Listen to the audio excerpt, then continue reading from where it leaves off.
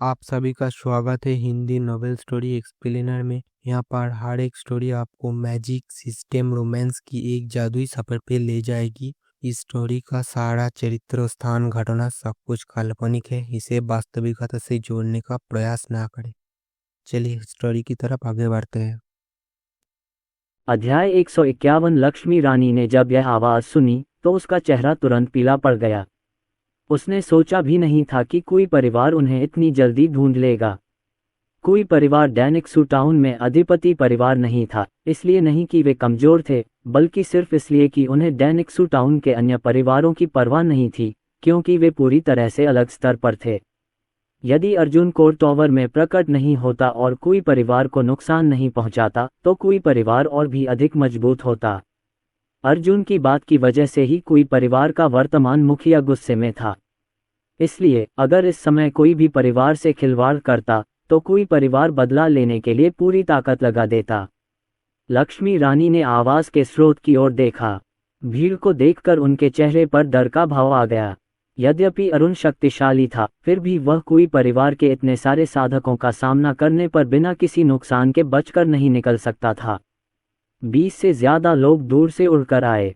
नेता ताओवादी नानमिंग थे और बाकी 8 संरक्षक और कुई परिवार के 2 स्वर्गीय राजाओं में से एक थे।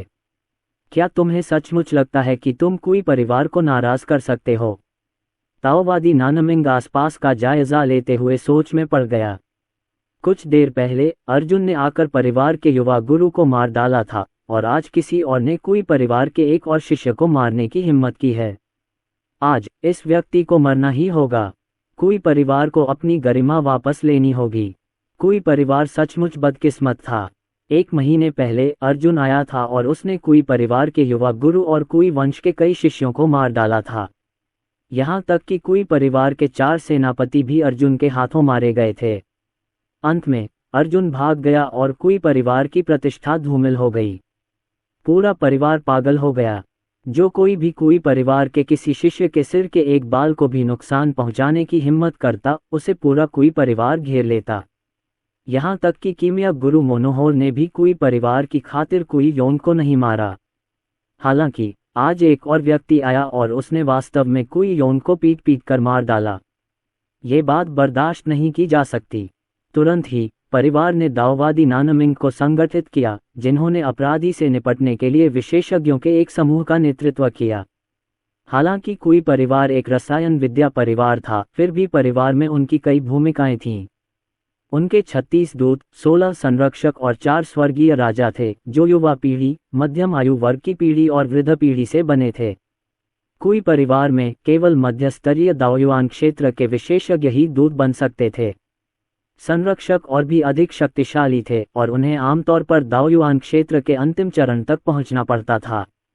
जहां तक 4 स्वर्गीय राजाओं की बात है, वे विशेषज्ञ थे जो लगभग सर्वोच्च सम्राट के दायरे में पहुंच चुके थे।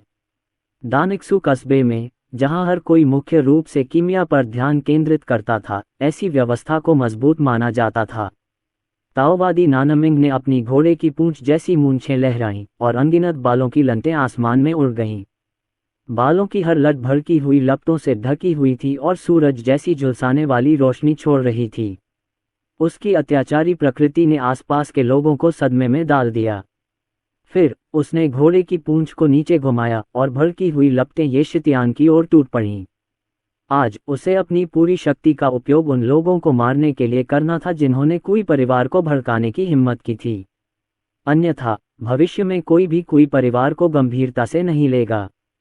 घुटने टेककर अपने भाग्य को स्वीकार करो, या तुम चाहते हो कि मैं तुम्हारी आत्मा को जला दूं और तुम्हारे शरीर को चकनाचूर कर दूं। ताओवादी नानमिंग की आभा पूरी तरह जोश से भरी हुई थी और उसकी गहरी आंखों में हत्या के इरादे के निशान दिखाई दे रहे थे। जब उसने मन ही मन सोचा, ये सबसे अच्छा होगा यदि यह बच्चा आत्मसमर्पण कर दे, तो फिर मैं उसे यातना देकर मार डालूंगा। इस तरह हम बाहरी लोगों को बता सकते हैं कि जो कोई भी कोई परिवार को अपमानित करने की हिम्मत करेगा, उसे मार दिया जाएगा, भले ही वह घुटने टेककर आत्मसमर्पण कर दे। श्रीमान अर्जुन। लक्ष्मी रानी चौंक गईं और उन्होंने जल्दी से अर्जुन का हाथ पकड़ लिया। श्रीमान अर्जुन, चलो भागते हैं। वह व्यक्ति दाओवादी नानमिंग है, जो कोई वंश के 4 अतिथि बुजुर्गों में से एक है। वह एक प्रारंभिक चरण का सर्वोच्च सम्राट क्षेत्र विशेषज्ञ है और कहा जाता है कि वह 1000 साल से भी ज्यादा समय तक जीवित रहा है। चलो जल्दी से चलते हैं। मैंने अपने परिवार से संपर्क कर लिया है। मेरे परिवार को हमें बचाने के लिए रास्ते में विशेषज्ञ भेजने चाहिए। डरो मत, मैं आ गया हूँ। अर्जुन ने अपने बाएं हाथ से लक्ष्मी रानी का हाथ थपथपाया। उसकी नज़र सामने खड़े कुई परिवार के सदस्यों पर पड़ी। वह मुस्कुराया और बोला, ये नालायक लोग जिक्र के लायक भी नहीं हैं। जैसे ही वह ड्रैगन स्लेयर हेवन स्वॉर्ड निकालने वाला था, उसे अचानक कुछ याद आया और उसने ऐसा न करने का निर्णय लिया। उसकी दाहिनी भुजा घने बिजली के सांपों से घिरी हुई थी। उसने अपनी मुट्ठी भींच ली और उसकी उंगलियों के पोत चटकने की आवाज़ आकाश में गूंज उठी। शक्तिशाली रक्त ऊर्जा लहरों की तरह बह निकली। दाओवादी नानमिंग, तो क्या, बदबूदार पुजारी, मेरा पंच खाओ। अर्जुन ने स्वयं एक जोरदार मुक्का मारा। मुट्ठी की क्यूई की 99 परतें आपस में गुंथी हुई थीं। उसी समय अनगिनत गरजते बादल उत्पन्न हो गए। बिजली के बोल्ट चारों दिशाओं में गिरे। मुट्ठी की क्यूई के साथ मिलकर कम से कम 10 गुना शक्ति उत्पन्न की। ताओवादी नानमिंग, प्रथम स्तरीय सर्वोच्च सम्राट क्षेत्र विशेषज्ञ, तो क्या, इतने कम स्तर के अभ्यास के बावजूद वह इतना अहंकारी कैसे हो सकता है? आज मैं तुझे एक ही मुक्का मारकर लंगड़ा कर दूंगा। देखते हैं तू अब भी घमंडी है या नहीं। हिंसक प्रभाव ने तुरंत ही ताओवादी नानमिंग की शक्ति को भेद दिया। ओह, वह इतना ताकतवर कैसे हो सकता है? ताओवादी नानमिंग की आंखें तुरंत चौड़ी हो गईं। अब वह पहले जैसा घमंडी नहीं लग रहा था। उसने जल्दी से अपनी घोड़े की पूंछ जैसी मूंछें लहराईं और आने वाले हमलों को रोकने के लिए प्रचंड लपटों का इस्तेमाल किया। उसी समय उसके दूसरे हाथ ने तेजी से एक मुहर बना ली और वह चिल्लाया, भाग्य दीर्घायु है। मेरा ताओ सर्वोच्च है। ये प्रचंड अग्नि सभी राक्षसों और दानवों का नाश कर देगी। ऐसा कहने के बाद उसने अपनी उंगली उठाए और अग्नि सांप हवा से उड़कर एक दूसरे से लिपट गए। अग्नि सर्प प्रचंड लपटों में विलीन हो गए, जिससे लपटों की मोटाई 1 मीटर से बढ़कर 10 मीटर हो गई। उसकी शक्ति दोगुनी से भी ज्यादा हो गई थी। हालांकि ये वह क्षण था जब बिजली की मुट्ठी ने ज्वाला अवरोध पर प्रहार किया और एक चमकदार रोशनी के साथ फूट पड़ी। बैंग बैंग, झटके की लहरें फैल गईं, जिससे आसपास की इमारतों में दरारें पड़ गईं। सड़क पर राहगीर तुरंत तितर-बितर हो गए और समय समय पर चिल्लाते रहे, अमर लड़ रहे हैं, अमर लड़ रहे हैं, भागो। जब अमर लोग लड़ते थे तो नश्वर लोग कष्ट उठाते थे। जब हमले आपस में टकराते थे तो ये पहाड़ों को ढहाने और जमीन को फटने के लिए पर्याप्त होता था। कुछ युवक जो जल्दी से बच निकले थे अर्जुन को ईर्ष्या से घूर रहे थे। वह युवक कौन है? वह ताओवादी नानमिंग से कैसे लड़ सकता है? तुम्हें इस बारे में पता नहीं है ना? ये शितियान है, असली दुष्स्वप्न। मैंने सुना है कि अरुण रक्त आत्मा के गुप्त लोक में चला गया है। अब जब वह बाहर आ गया है तो उसकी ताकत बहुत बढ़ गई है। मुझे डर है कि बहुत जल्द पुरानी पीढ़ी उसे दबा नहीं पाएगी, किसी ने कहा। क्या तुम उन्हें देख रहे हो? उसने हुआंग झांतियन और अन्य लोगों की ओर इशारा किया। वे 4 शक्तिशाली अद्वितीय प्रतिभाशाली लोग ये शितियान के अधीनस्थ हैं। उनकी आभा बेहद भयानक है। अगर वे इतनी शक्तिशाली हैं तो कल्पना करना मुश्किल है कि अरुणी कितनी शक्तिशाली होंगी। हमें ऐसे भयानक व्यक्ति को उकसाना नहीं चाहिए। अरुण बहुत शक्तिशाली था, लेकिन वह कुनलुन पर्वत के शीर्ष 10 प्रतिभाशाली लोगों में से एक नहीं था। हालांकि उनके अधीन 4 अद्वितीय प्रतिभाएं संभवतः उस सम्मान के लिए प्रतिस्पर्धा कर सकती थीं। गड़गड़ाहट। अर्जुन की मुट्ठी की चीमें असीम शक्ति प्रतीत हो रही थी, मानो उसने ताओवादी नानमिंग को घेरे हुए ज्वालारोधी अवरोध पर हिंसक प्रहार किया हो। ये देखकर नानमिंग ने आक्रमण का प्रतिरोध करने के लिए अपनी सच्ची ची और आध्यात्मिक ऊर्जा जुटाई। लगातार ज्वालाएं छोड़ी, लेकिन धीरे धीरे वह थक गया। ये कैसे संभव हुआ? इससे पहले अरुण ने केवल जियांग परिवार के प्रदीप को मारा था, तो वह इतनी जल्दी इतना शक्तिशाली कैसे हो गया? बूढ़े दाओवादी, क्या तुम्हारे पास कोई आखिरी शब्द हैं? अगर नहीं तो मैं तुम्हें विदा कर दूंगा। ये शितियान, तुम कमीने, तुम मुझे नहीं मार सकते, वरना कोई परिवार तुम्हें कभी जाने नहीं देगा। ऐसा कहकर ताओवादी नानमिंग ने अपनी सारी शक्ति मुक्का मारने में लगा दी और अपनी साधना को भी जलाना शुरू कर दिया। ये शितियान के मुक्के की शक्ति उसके लिए इतनी प्रबल थी कि वह उसका विरोध नहीं कर सका। मुझे बचाओ, वह चिल्लाया। ये शिटियन, तुम कमीने, रुको। कुई परिवार के 2 स्वर्गीय राजाओं ने तुरंत अपने हथियार निकाले और अपनी अंतिम चाल चली। वे तलवार और हथौड़ा हाथ में लेकर आगे बढ़े। तलवार से एक प्राचीन चमक निकली जिससे अनगिनत आघात तरंगें उत्पन्न हुईं तथा उल्कापात की तरह तलवार की क्यूई की हजारों किस्में बाहर निकलीं। विशाल हथौड़े से एक विनाशकारी आभा निकल रही थी, मानो वह आकाश और धरती को तहस नहस कर देना चाहता हो। ये बेहद हिंसक था। 2 हथियार, 2 अनोखी तकनीकें। ये दोनों ताओवादी नानमिंग से किसी भी तरह से कमतर नहीं थे। कुई परिवार के 2 स्वर्गीय राजा भी बेहद भयानक विशेषज्ञ थे। स्वर्गीय राजाओं की ताकत की बदौलत ही कुई परिवार इतने सालों से टिका हुआ था। अरे नहीं, क्या श्री अर्जुन उन हमलों को रोक पाएंगे? तुम चारों को, क्या तुम्हें श्री अर्जुन की मदद नहीं करनी चाहिए? लक्ष्मी रानी घबरा गई और उसने जल्दी से यह बात हुआंग झांतियन और अन्य लोगों को बताई। हुआंग झांतियन तिरस्कार से मुस्कुराया। ये तो बस 3 कूड़े के टुकड़े हैं। मिस लुओ, क्या आपको लगता है कि हमारे मालिक ऐसे कूड़े से हार जाएंगे? उन्होंने मन ही मन सोचा, प्रथम स्तर के सर्वोच्च सम्राट लोक के साधक कब से इतने कमजोर लगने लगे। लेकिन फिर रक्त आत्मा संप्रदाय के सदस्यों की तुलना में वे वास्तव में कमजोर हैं। ये तथाकथित विशेषज्ञ मेरे मालिक के समय के लायक नहीं हैं। वह उन्हें मक्खियों को मारने जितनी आसानी से मार सकता है, वे उसके सामने टिक ही नहीं सकते। ये सुनकर लक्ष्मी रानी चौंक गईं। वह अरुणिन को विस्मय से देखने लगीं। अर्जुन जी, आप इतने शक्तिशाली हैं। इस समय युद्धभूमि में अर्जुन उदासीनता से आते आक्रमणों को देख रहे थे। क्या तुम खुद को बहुत ताकतवर समझते हो? मुझे तुमसे निपटने के लिए किसी हथियार की जरूरत नहीं है। मैं तुम दोनों को अपने नंगे हाथों से मार सकता हूँ। इतना कहकर उसने अचानक अपनी दाहिनी मुट्ठी से एक जोरदार मुक्का मारा। मुट्ठी की शक्तिशाली क्यूई एक टूटती हुई लहर की तरह थी, अंतहीन और प्रचंड। ऐसा लग रहा था मानो सब कुछ मिटा देगी। धमाका! एक ही मुक्के से उसने तलवार की क्यूई को चकनाचूर कर दिया और तलवार को 2 टुकड़ों में तोड़ दिया। मुट्ठी की क्यू यही नहीं रुकी, बल्कि हथौड़े से टकराकर एक चकाचौंध कर देने वाला विस्फोट हुआ। झटके की लहरें उठीं, जिससे आसपास की इमारतें ढह गईं। धमाका! हथौड़ा अचानक फट गया और अनगिनत टुकड़े जमीन पर गिर पड़े। इन दोनों विशेषज्ञों के सबसे मजबूत हमलों को एक ही मुक्के से कुचल दिया गया था। पुची! दोनों स्वर्गीय राजाओं ने मुंह में खून थूका और वे आसपास की इमारतों की दीवारों से टकराकर गिर पड़े, जिससे उनकी हड्डियां लगभग टूट गईं। वे बुरी तरह घायल हो गए। नानमिंग, अब आपकी बारी है। अर्जुन अत्यंत शक्तिशाली था और उसकी मुट्ठी की क्यू अचानक और भी अधिक शक्ति के साथ फूट पड़ी। दुनिया रक्त लाल हो गई जब उसकी अद्वितीय मुट्ठी की क्यू आकाश में फैल गई और ज्वाला की दीवार को तोड़ते हुए ताओवादी नानमिंग की छाती पर जा गिरी। पुची! ताओवादी नानमिंग ने मुंह में खून थूक दिया। उसके शरीर की सारी हड्डियां चकनाचूर हो गईं और उसकी रक्त वाहिकाएं और शिराएं कुचल गईं क्योंकि उसका शरीर एक इमारत से टकराया।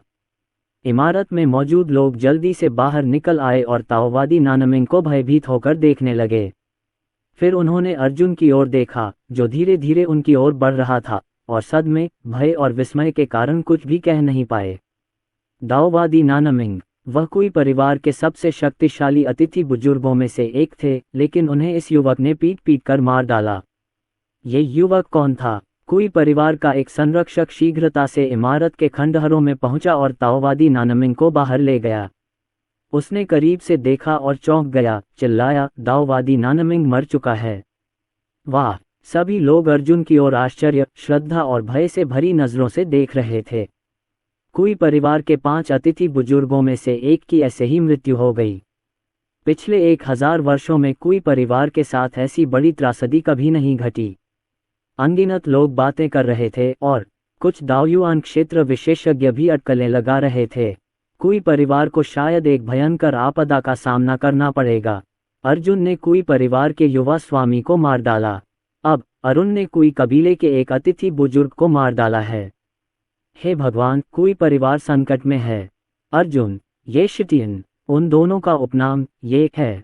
क्या ऐसा हो सकता है कि वे दोनों प्राचीन मल्होत्रा परिवार से हों?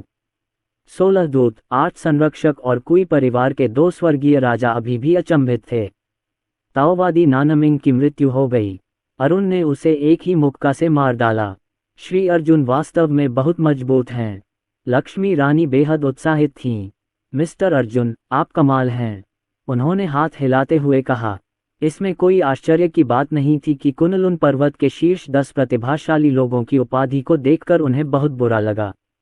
ये पता चला कि यद्यपि वह युवा पीढ़ी से था, फिर भी उसकी ताकत उसके साथियों से कहीं अधिक थी और वह पुरानी पीढ़ी के साथ प्रतिस्पर्धा करने के लिए पर्याप्त मजबूत था। चाहे कुछ भी हो, लुओ परिवार को इस व्यक्ति से दोस्ती करनी ही थी। लक्ष्मी रानी ने तो अर्जुन के बारे में भी सोचा था। अर्जुन ये शितियान से पहले आया था। क्या ऐसा हो सकता है कि लुओ परिवार और ये उपनाम वाले साधकों का मिलना भाग्य में लिखा हो? उस समय अरुण कुई परिवार के 2 स्वर्गीय राजाओं की ओर देख रहा था और उसने कहा, क्या तुम दोनों आत्महत्या करने जा रहे हो या मुझे तुम्हें मारना होगा? आप, ये शितियान, तुम बहुत आगे जा रहे हो। कुई परिवार के 2 स्वर्गीय राजा एक ही समय में एक कदम आगे बढ़े। ऐसा प्रतीत होता है कि वे अर्जुन का सामना करने के लिए तत्पर थे। हालांकि फिर उन्होंने एक दूसरे की तरफ देखा और सिर हिलाया। फिर पछतावे की एक आह भरी और क्रमशः बाएं और दाएं भाग गए। वे भाग खड़े हुए, छोड़ने की कोशिश कर रहे हो। क्या तुम्हें लगता है कि यह आसान है? अपने हाथ की एक लहर से अर्जुन ने तलवारों की एक पंक्ति बनाई। ये वही तलवारों की पंक्ति थी जिसका इस्तेमाल उसने हुआंग परिवार के प्रतिभाशाली लोगों को फंसाने के लिए किया था। स्वूश स्वूश स्वूश, झनकार झनकार झनकार। तलवारों की यह संरचना शीघ्र ही विभाजित हो गई और 108 भ्रामक तलवारों में बदल गई, जिन्होंने अर्जुन के चारों ओर एक बड़े दायरे को घेर लिया तथा संरचना के अंदर सभी को फंसा लिया। टकराना, धमाका। चाहे कोई परिवार के 2 स्वर्गीय राजाओं ने कितना भी जोरदार हमला किया हो, वे तलवार के गठन को हिला भी नहीं सके। अपने चरम पर उनके पास बच निकलने का मौका था, लेकिन अब जब वे बुरी तरह घायल हो गए थे तो ये बिल्कुल असंभव था। तुम दोनों नरक में जा सकते हो। अर्जुन ने 2 भूसे मारे और मुट्ठी की ख्यूई की अनगिनत लंटें फूट पड़ी, जो हवा को चीरती हुई दोनों स्वर्गीय राजाओं का पीछा करने लगीं। ये दोनों लोग उसके हथियार डालने के लायक नहीं थे। धमाका, एक विस्फोट हुआ और एक स्वर्गीय राजा आकाश में फट गया। हर जगह खून फैल गया।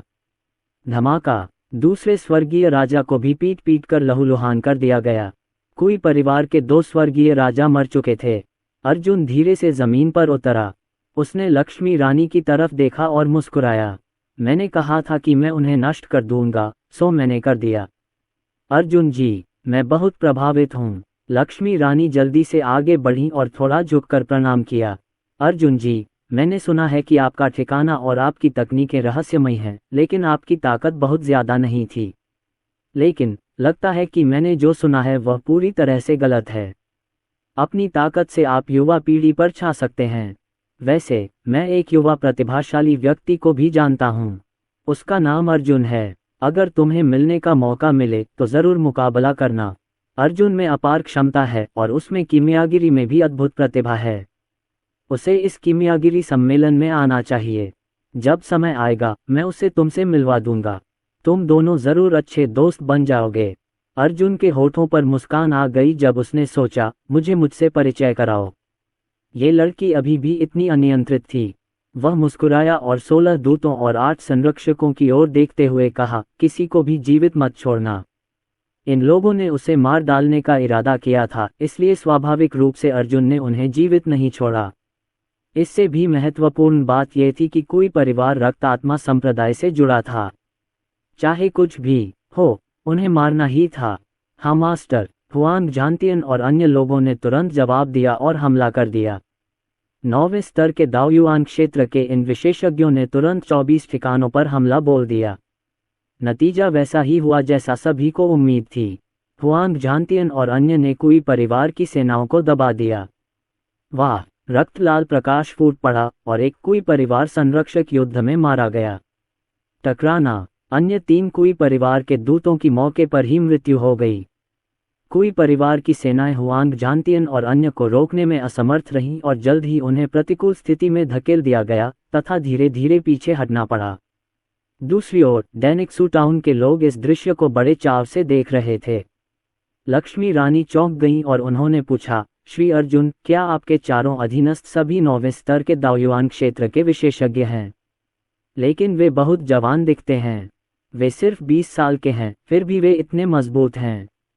क्या वे हमेशा से तुम्हारा पीछा करते रहे हैं? मैंने उनके बारे में क्यों नहीं सुना या देखा? वे मेरा पीछा नहीं कर रहे हैं।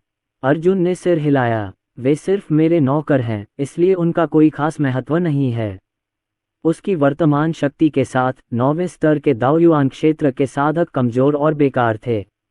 इसके अलावा जब तक वह तलवार सम्राट की तकनीक प्राप्त कर लेता, वह सर्वोच्च सम्राट क्षेत्र के विशेषज्ञों को गुलाम बनाने में सक्षम हो जाता और एक ऐसी सेना स्थापित कर लेता जो रक्त आत्मा संप्रदाय का बेहतर प्रतिरोध कर सकती थी। बैंग बैंग, टक्करों और खून के छींटों की आवाज़ें सबके कानों में गूंज रही थीं, और वे अपनी आंखों से देख रहे थे कि कोई परिवार के ताकतवर विशेषज्ञ, जो कभी घमंडी और दबंग थे, अब आवारा कुत्तों की तरह खदेड़े जा रहे थे। ये बेहद दुखद था। हालांकि कोई परिवार इसके लायक था। वे पहले बहुत घमंडी थे, लेकिन आखिरकार उन्हें सजा मिल ही गई। हुआंग जानतियन और अन्य लोगों ने अपने हथियार रख दिए और प्रत्येक हाथ में 2 सिर लेकर वापस लौट आए। करीब से देखने पर पता चला कि उनमें से प्रत्येक की कमर से 2 सिर लटक रहे थे। गुरुजी, वे एक साथ अर्जुन के सामने घुटने टेक दिए। हमने यहाँ कोई परिवार के सभी सदस्यों को मार डाला है। कृपया हमें बताएं कि आगे क्या करना है। खड़े हो जाओ, किसी को खोजो जो इन सिरों को कोई परिवार के मुखिया कुई युआन के पास वापस भेज दे। कुई युआन से कहो कि कीमिया सम्मेलन के बाद मैं कुई परिवार को नष्ट कर दूंगा। मैं उसे इन आखिरी 3 दिनों का आनंद लेने दूंगा। अर्जुन ने यह बात शांति से कही, मानो वह अपने एक हाथ के झटके से पूरे कुई परिवार को खत्म कर देगा। उसने हाथ हिलाया और उसकी उंगली के सिरे से रोशनी टिमटिमा उठी। तलवारों का विशाल समूह बिखर गया और फिर लोगों का एक समूह दौड़कर अंदर आया। उनके कपड़ों से अंदाजा लगाया जा सकता था कि वे लुओ परिवार के ही थे। उनका नेतृत्व लुओ परिवार के महान संरक्षक, साथ ही 20 से ज्यादा संरक्षक और दूत कर रहे थे। ये सभी दाओयुआन क्षेत्र के साधक थे, हालांकि उनमें से 2 सर्वोच्च सम्राट क्षेत्र के करीबी थे। एक तरह से उनकी लाइन अप कुई परिवार से ज्यादा कमजोर नहीं थी। आखिरकार लुओ और कुई परिवार दानिक्सू टाउन और कोर टावर में सबसे बड़े परिवार थे। मिस, क्या आप ठीक हैं? लुओ परिवार के महान संरक्षक लक्ष्मी रानी के पास आए। मैं ठीक हूँ, 5वें चाचा। लक्ष्मी रानी अभी भी उत्साहित थीं। उन्होंने अपने 5वें चाचा को अर्जुन के पास खींच लिया और कहा, 5वें चाचा, क्या आपने देखा कि तलवारों की कतार में अभी क्या हुआ? नहीं, तलवारों की संरचना के चारों ओर तलवार की क्यूई ने बाहर से सभी का दृश्य स्पष्ट कर दिया था। मेरे लिए ये देखना असंभव था कि अंदर क्या हो रहा था। उसने इधर उधर देखा और थोड़ा हैरान हुआ। क्या तुमने मदद के लिए फ़ोन नहीं किया था कि कोई परिवार तुम्हारा पीछा कर रहा है? मुझे उनमें से कोई भी आसपास क्यों नहीं दिख रहा? 5वें चाचा, मैं तुम्हें एक बहुत ही चौंकाने वाली बात बताना चाहती हूँ। लक्ष्मी रानी किसी राज को छुपाती हुई बच्ची सी लग रही थीं। उन्होंने गंभीरता से कहा, अभी अभी कोई परिवार के 5 अतिथि बुजुर्गों में से एक, ताओवादी नानमिंग, कोई परिवार के 2 स्वर्गीय राजा, 8 संरक्षक और 16 दूत, सभी यहाँ आए थे। अंदाजा लगाओ क्या हुआ? श्री अर्जुन ने एक ही मौके से ताओवादी नानमिंग को मार डाला। कोई परिवार के 2 स्वर्गीय राजा श्री अर्जुन के एक मौके का भी सामना नहीं कर सके और दोनों मारे गए, भले ही वे सर्वोच्च सम्राट क्षेत्र के विशेषज्ञ थे। ये सुनकर लुओ परिवार के महान संरक्षक असमंजस में पड़ गए। उन्होंने अरुण की ओर देखा और अरुण की आभा को स्पष्ट रूप से महसूस कर पाए। दाओयुआन क्षेत्र, हालांकि उसकी आभा इतनी शक्तिशाली थी कि वह निश्चित रूप से एक सर्वोच्च सम्राट क्षेत्र विशेषज्ञ को मार सकता था। क्या ये हो सकता है कि तीनों सर्वोच्च सम्राट क्षेत्र विशेषज्ञ ये शितियान के हाथों मारे गए थे? महारथी तुरंत युद्ध भूमि में गए और आकाश में अर्जुन और कुई कुल के गणों के बीच हो रहे युद्ध का अवलोकन करने के लिए अपनी उंगलियों से मुहर लगाए। देखने के बाद वे स्तब्ध भाव से समूह में लौट आए। उन्होंने अरुण की ओर मुट्ठियां भींचते हुए कहा, अर्जुन जी, यद्यपि आप इतने युवा हैं, फिर भी आपकी युद्ध शक्ति किसी पुरानी पीढ़ी के विशेषज्ञ के बराबर है। मेरी भतीजी, कृपया मुझे तुम पर संदेह करने के लिए क्षमा करें। इसके अलावा मैं श्री अर्जुन को अपने साथ लुओ परिवार के घर वापस बुलाना चाहता हूँ। लक्ष्मी रानी को बचाने के लिए मैं आपका धन्यवाद करने के लिए एक भोज का आयोजन करूँगा। लुओ परिवार के महान संरक्षक को तब आश्चर्य हुआ जब उन्होंने जमीन पर सिर पड़े देखे। वहाँ कोई परिवार के 16 दूत और 8 संरक्षक थे। उन सभी का सफाया कर दिया गया था। उसने हुआंग झांतियन और बाकियों की तरफ देखा। तुम चारों बेजोड़ प्रतिभाशाली हो जो दाओ युआन राज्य के 9वें स्तर तक पहुंच गए हो, है ना? तुम कहाँ से हो? 5वें अंकल, वे श्री अर्जुन के अनुयायी हैं, लक्ष्मी रानी ने जल्दी से कहा। नहीं, हम मालिक के गुलाम हैं। हम अनुयायी होने का दावा करने की हिम्मत नहीं करते, हुआंग झांतियन ने मुठियां भींचते हुए कहा। गुलाम? लुओ परिवार का महान संरक्षक दंग रह गया। उसने हुआंग झांतियन और अन्य लोगों को घूरते हुए सोचा, ऐसे अद्वितीय प्रतिभाशाली लोग वास्तव में ये शितियान के दास हैं। दास अनुयायी नहीं थे, बल्कि सबसे निम्न स्तर के लोग थे। आखिर ये शितियान कौन था? उसके पास 4 अद्वितीय प्रतिभाशाली लोग गुलाम थे। चूंकि उसने इन 3 सर्वोच्च सम्राट क्षेत्र विशेषज्ञों को मार डाला था, इसलिए उसकी वास्तविक युद्ध शक्ति को उसकी कम उम्र के बावजूद सर्वोच्च सम्राट क्षेत्र के दूसरे स्तर तक पहुंचना या उससे अधिक होना था। ऐसी प्रतिभा से दोस्ती तो करनी ही थी। यदि आवश्यक हुआ तो मैं कबीले के नेता से कहूंगा कि भले ही यह विवाह गठबंधन के माध्यम से हो, हमें अरुण को लुओ परिवार से अवश्य जोड़ना चाहिए। कौन जानता था कि कुछ ही सालों में अरुण कितना ताकतवर हो जाएगा। कुनलुन पर्वत भी उसे रोक नहीं पाएंगे। अहम, श्री अर्जुन, हम आपको अपने घर आमंत्रित करना चाहते हैं, महान संरक्षक ने सम्मानपूर्वक कहा। ठीक है, अरुण ने सिर हिलाया और लुओ परिवार की गाड़ी पर सवार होकर लुओ परिवार के निवास की ओर चल पड़ा। कुछ ही देर बाद, भीड़ के तितर बितर होने से पहले, कुई परिवार का मुखिया बड़ी संख्या में किसानों के साथ आ पहुंचा। इस बार अन्य 2 स्वर्गीय राजा, 2 अतिथि बुजुर्ग, 8 संरक्षक और कुई परिवार के 16 दूत सभी यहाँ थे। कुई युआन और अन्य सर्वोच्च सम्राट क्षेत्र विशेषज्ञ जल्द ही उस स्थान पर पहुंचे जहां लड़ाई हुई थी। क्या हुआ? कुई युआन ने क्रूर भाव से चारों ओर देखा। क्या तुमने अभी अभी युद्ध देखा? उसने जोर से पूछा। कुई परिवार का मुखिया, अरुण और लुओ परिवार अभी अभी चले गए हैं, आम लोगों ने कांपती आवाज में जवाब दिया। इसके अलावा किसी ने कुई परिवार को अभी अभी जो हुआ उसके बारे में बताया, और यह भी बताया कि अरुण ने कुई युआन और कुई परिवार के बारे में पहले क्या कहा था। कुई युआन की अभिव्यक्ति अजीब हो गई। अरुण ने कितने ही कुलों को मार डाला, लेकिन अगर मैं अरुण के पीछे पड़ गया तो लुओ परिवार और अरुण मिलकर मेरा सफाया कर देंगे। नहीं, मुझे घर जाकर उन बुजुर्गों को बताना होगा जो एकांत साधना में हैं, वरना कोई परिवार खतरे में पड़ जाएगा। मेरे पीछे आओ। कुई युआन तुरंत अपने आदमियों को वापस ले गया। अब जब उसकी सेना आधी रह गई थी तो कुई परिवार शायद बाकी कई सेनाओं को दबा नहीं पाएगा। उसे जल्दी से वापस लौटना था और एकांत में रह रहे बुजुर्गों को सूचित करना था, वरना बदला तो दूर, आत्मरक्षा भी मुश्किल हो जाती। उसी समय ये खबर कि लक्ष्मी रानी और महान संरक्षक अरुण के साथ लौट रहे हैं पूरे लुओ परिवार में फैल गई। लुओ परिवार के सभी सदस्य हैरान रह गए और उत्साह से तरह तरह के व्यंजन बनाने में जुट गए। उन्होंने कई सालों से जमा की हुई तरह तरह की स्पिरिट जड़ी बूटियां भी निकाली और उनसे ये शितियान के लिए स्वादिष्ट व्यंजन तैयार किए। लुओ परिवार के मुखिया विजय जोशी खुशी से भरे चेहरे के साथ दरवाजे पर खड़े थे।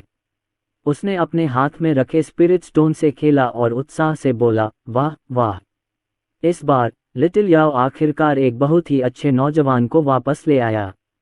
मुझे यकीन नहीं हो रहा कि अरुण ने कुई परिवार के आधे लोगों को अपन बना दिया। 3 सर्वोच्च सम्राट क्षेत्र विशेषज्ञ वास्तव में मारे गए थे और कई दाओयुआन क्षेत्र विशेषज्ञ भी। डेनिक्सू टाउन और कोर टॉवर में लुओ परिवार की स्थिति अब निश्चित हो जाएगी। ये बहुत समय बाद उसे मिली सबसे अच्छी खबर थी। मिंगवू, जल्दी से अपने आदमियों को कुई परिवार के व्यवसायों पर कब्जा करने के लिए ले जाओ। जितनी जल्दी हो सके उतना अच्छा है, उसने आदेश दिया। अगर हम उन कीमिया मास्टर्स की प्रतिक्रिया का इंतजार करेंगे तो हम ज्यादा कुछ हासिल नहीं कर पाएंगे। कुलपति, क्या हमें कुई परिवार के साथ विवाह संबंध नहीं बनाना चाहिए था? मिंगवू ने आश्चर्य से पूछा। शादी? अब इसकी कोई जरूरत नहीं है। विजय जोशी हंसे और बोले, पहले हमारा परिवार कुई परिवार से थोड़ा कमजोर था, इसलिए हमारे पास शादी के जरिए उनसे गठबंधन करने के अलावा कोई चारा नहीं था, लेकिन अब इसकी कोई जरूरत नहीं है। अरुण ने अकेले ही आधे कुई परिवार को हरा दिया। अगर शादी का रिश्ता भी हो तो ये शितियान से ही होना चाहिए। कुई परिवार की बात अब उनकी परवाह कौन करता है? अगर कीमिया मास्टर मोनोहोर का साथ न होता तो मैं कीमिया मास्टर रेनेट को कुई परिवार को पूरी तरह से नष्ट करने के लिए कह देता। लुओ परिवार और कुई परिवार डैनेक्सू टाउन के प्रमुख कीमिया परिवार थे, इसलिए वे कीमिया मास्टर्स पर निर्भर थे। ऊपरी तौर पर ये कीमिया मास्टर्स एकांत में रहकर गोलियों को परिष्कृत कर रहे थे और अपने अधीन परिवारों की परवाह नहीं करते थे। हालांकि जब उनके अधीन परिवार नष्ट होने वाले थे तो ये कीमिया मास्टर्स निश्चित रूप से कार्रवाई करते थे। इन कीमिया मास्टर्स की व्यक्तिगत ताकत को नज़रअंदाज करते हुए भी उनकी कीमियागर होने की हैसियत और उनके पास मौजूद गोलियां ही कई शीर्ष विशेषज्ञों की सहायता आकर्षित करने के लिए पर्याप्त थीं। इसलिए लुओ कबीला कुई परिवार को कमजोर कर सकता था, लेकिन उन्हें नष्ट नहीं कर सकता था। विजय जोशी बड़ी चालाकी से मुस्कुराए। ये शिटियन, सुना है कि उसकी पृष्ठभूमि रहस्यमयी है। मुझे लगता है कि वो मल्होत्रा परिवार से है। मैंने सुना है कि उसके 4 दास हैं जो सभी 9वें स्तर के दाओयुआन राज्य के अद्वितीय प्रतिभाशाली हैं। उनकी पृष्ठभूमि असाधारण रही होगी। जरूरत पड़ने पर मैं छोटी याओ का विवाह ये शितियान से कर सकता हूँ। विजय जोशी की बातें सुनते ही मिंगवू तुरंत वहां से चला गया। कुछ ही देर बाद लुओ परिवार के घर के प्रवेश द्वार पर कई गाड़ियां रुकीं। लक्ष्मी रानी नीचे कूद पड़ीं। उन्होंने मुड़कर अपना हाथ ये शितियान को दिया। नीचे आओ, मेरा हाथ थाम लो। क्या ये बात मुझे नहीं कहनी चाहिए? तुम सज्जन क्यों बन गए? अर्जुन ने उसे छेड़ा। उसने लक्ष्मी रानी का हाथ पकड़ा और उनके पीछे गाड़ी से बाहर निकल गया। उसने चारों ओर देखा और पाया कि उसके पिछले दौरे के बाद से आसपास का माहौल बिल्कुल भी नहीं बदला था। पिछली बार जब वह यहाँ आए थे तो स्थिति अलग थी। हा, ये छोटा भाई ये शितियान होगा। कितना युवा और प्रतिभाशाली हीरो। लुओ परिवार आपका हार्दिक स्वागत करता है। आइए, मैंने आपके लिए स्वागत भोज की तैयारी कर ली है। विजय जोशी मुस्कुराते हुए बाहर आए और अर्जुन का अभिवादन करने के लिए खुद मुट्ठियां भींच लीं। विजय जोशी की नज़र अर्जुन पर पड़ी, फिर हुआंग झांतियन और बाकियों पर। वह चौंक गया। उसे जो खबर सुनाई गई थी वह सच थी। हालांकि उसके सामने वाला युवक नकाब पहने हुए था, इसलिए उसका असली रूप नहीं देखा जा सका। हालांकि कुनलुन पर्वतों में रूप रंग बिल्कुल भी मायने नहीं रखता था। ताकत ही सब कुछ पर भारी पड़ती थी। ये शितियान की पहचान असाधारण होनी चाहिए। छोटे भाई, मैं तुम्हारे आने का इंतजार कर रहा था, उसने जोश से भरे चेहरे के साथ कहा। सच? अर्जुन ने विजय जोशी की तरफ अर्थपूर्ण नजरों से देखा और मन ही मन सोचा, ये आदमी अब अलग ही राग अलाप रहा है। पिछली बार जब मैं यहाँ आया था तो इसने कहा था कि मैं लुओ परिवार के लायक नहीं हूँ, लेकिन अब इसका चेहरा तो देखो।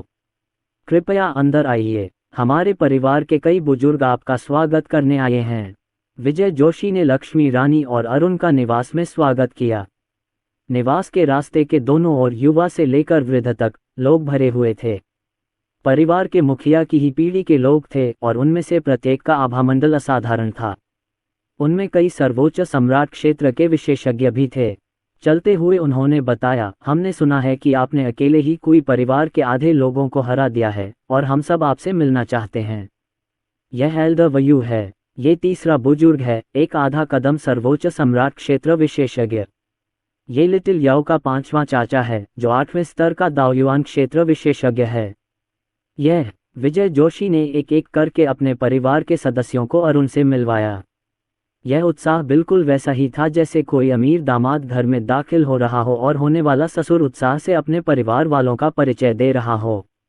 कहने की जरूरत नहीं कि वह कितना खुश लग रहा था। उसके परिवार के दूसरे दर्जे के विशेषज्ञ शायद ये शितियान के एक भूसे का भी सामना न कर पाएं। पहले दर्जे के सर्वोच्च सम्राट के राज्य के बुजुर्ग शायद उसे हरा भी न पाएं। हालांकि ये व्यक्ति उसका दामाद भी बन सकता है। वह खुश कैसे न हो। सर्वोच्च सम्राट क्षेत्र के विशेषज्ञों का एक समूह अरुण के चारों ओर इकट्ठा हुआ और उसके साथ बातचीत करने लगा। ये दृश्य देखकर लक्ष्मी रानी थोड़ी उलझन में पड़ गईं। उन्होंने बुदबुदाते हुए कहा, पिछली बार जब अर्जुन आए थे तब मैंने तुम लोगों को इतना उत्साहित नहीं देखा था। उसने अपनी बाहें क्रॉस करके गुस्से से सोचा, अरुणिस मेरी ही उम्र का। क्या तुम लोगों को ऐसा करना जरूरी है? ऐसा लग रहा था मानो ये बुजुर्ग ये शितियान की ही पीढ़ी के हों। उन्होंने ऐसा दिखाया मानो अरुण उनका बहुत पुराना बिछड़ा हुआ रिश्तेदार हो।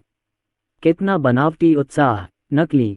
बहुत नकली। लक्ष्मी रानी अब और बर्दाश्त नहीं कर सकीं। उन्हें वह समय याद आया जब वह अर्जुन को वापस लाई थीं और उनके पिता का घमंडी रूप। आज वह अरुण को भी साथ लाई थी और उसके पिता का अरुण को देखने का नजरिया बिल्कुल अलग था। सब लोग, कोई जल्दी नहीं है, चलो बैठो और धीरे धीरे बात करो। अर्जुन ने अति उत्साही परिवार के सदस्यों को दूर रखा। लुओ परिवार की पुरानी पीढ़ी में 6 उच्च कोटि के किसान शामिल थे। इनमें लक्ष्मी रानी के पहले चाचा और दूसरे चाचा, 3 बुजुर्ग और लुओ परिवार के महाशय भी शामिल थे। वे अर्जुन, विजय जोशी और लक्ष्मी रानी के साथ मेज पर बैठे थे।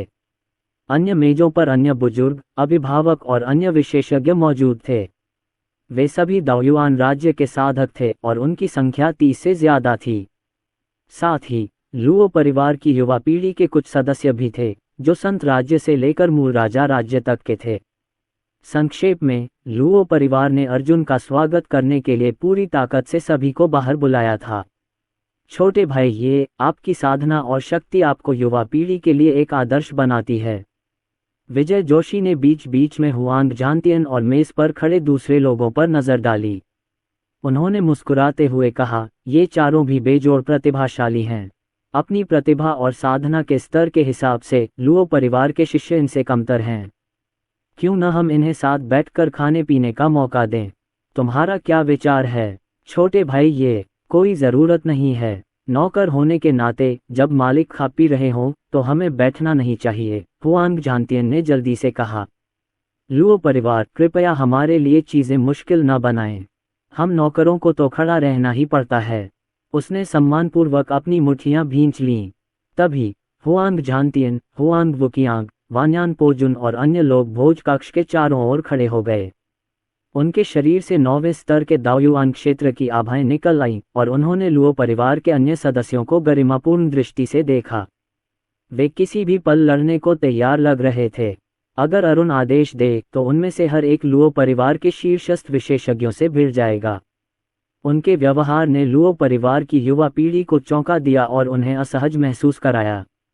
उन्होंने हुआंग झांतियन की ओर देखने की भी हिम्मत नहीं की और जल्दबाजी में कोई कदम उठाने की हिम्मत नहीं की। ये नौकर इतने ताकतवर थे कि परिवार के बड़ों से भी मुकाबला कर सकते थे। ऐसे में ये शितियान कितना ताकतवर था? इस प्रश्न को मन में रखते हुए विजय जोशी ने अरुण को टोस्ट किया और पूछा, छोटे भाई, ये आपकी साधना कितनी गहन है? आप किस परिवार से हैं? उसने अर्जुन को फिर से टोस्ट करने के लिए अपना गिलास उठाया और मजाक में कहा, मैंने देखा है कि लिटिल याओ तुम्हें थोड़ा पसंद करने लगी है। तुम दोनों साथ क्यों नहीं मिलते? जब लक्ष्मी रानी को पता चला कि उसके पिता उसे पलक झपकते ही किसी अजनबी को सौंपने की योजना बना रहे हैं तो उसका चेहरा एकदम से लाल हो गया। वह ये शितियान के युद्ध कौशल की किसी भी चीज से ज्यादा प्रशंसा करती थी। हालांकि उसके लिए उसकी भावनाएं अर्जुन के लिए उसकी भावनाओं जितनी प्रबल नहीं थीं। हालांकि अरुण कोई परिवार वाले से कहीं बेहतर था। यदि वह अपनी खुशी स्वयं नहीं चुन सकती थी तो निस्संदेह अरुण ही सर्वोत्तम विकल्प था। उसकी आंखें चमक उठीं जब उसने नकाबपोश अर्जुन की ओर देखा, उसकी प्रतिक्रिया की प्रतीक्षा में। इस वक्त अर्जुन को समझ नहीं आ रहा था कि हंसे या रोए। उसने कभी सोचा भी नहीं था कि विजय जोशी उसके साथ ऐसा कुछ करने की सोच रहे हैं। उसने लक्ष्मी रानी की ओर देखा, जिसने तुरंत अपनी नजरें फेर लीं। यद्यपि लक्ष्मी रानी एक सुंदर महिला और एक प्रतिभाशाली रसायनज्ञ थीं, अर्जुन के लिए वह केवल उनकी मित्र थीं। वह लक्ष्मी रानी के प्रति आभारी थे कि जब वह खतरे में थे तो उन्होंने उनका साथ दिया और उन्होंने यहाँ आने का प्रस्ताव इसलिए स्वीकार किया क्योंकि वह उनके प्रति आभारी थे। जहाँ तक सगाई की बात है तो अर्जुन फिलहाल इसे स्वीकार नहीं कर सके। माफ करना, मैं तुम्हें यह नहीं बता पाया कि मैं किस परिवार से हूँ, अर्जुन ने सीधे कहा। जहाँ तक साथ रहने की बात है, मेरे इस समय बहुत सारे दुश्मन हैं।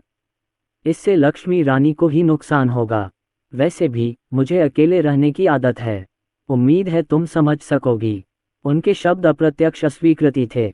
ये सुनकर विजय जोशी ने असहाय भाव से अपना सिर हिलाया। जहाँ तक लक्ष्मी रानी की बात है, हालांकि वह नहीं चाहती थी कि उसके और ये शितियान के बीच कुछ भी हो, फिर भी वह निराश थी।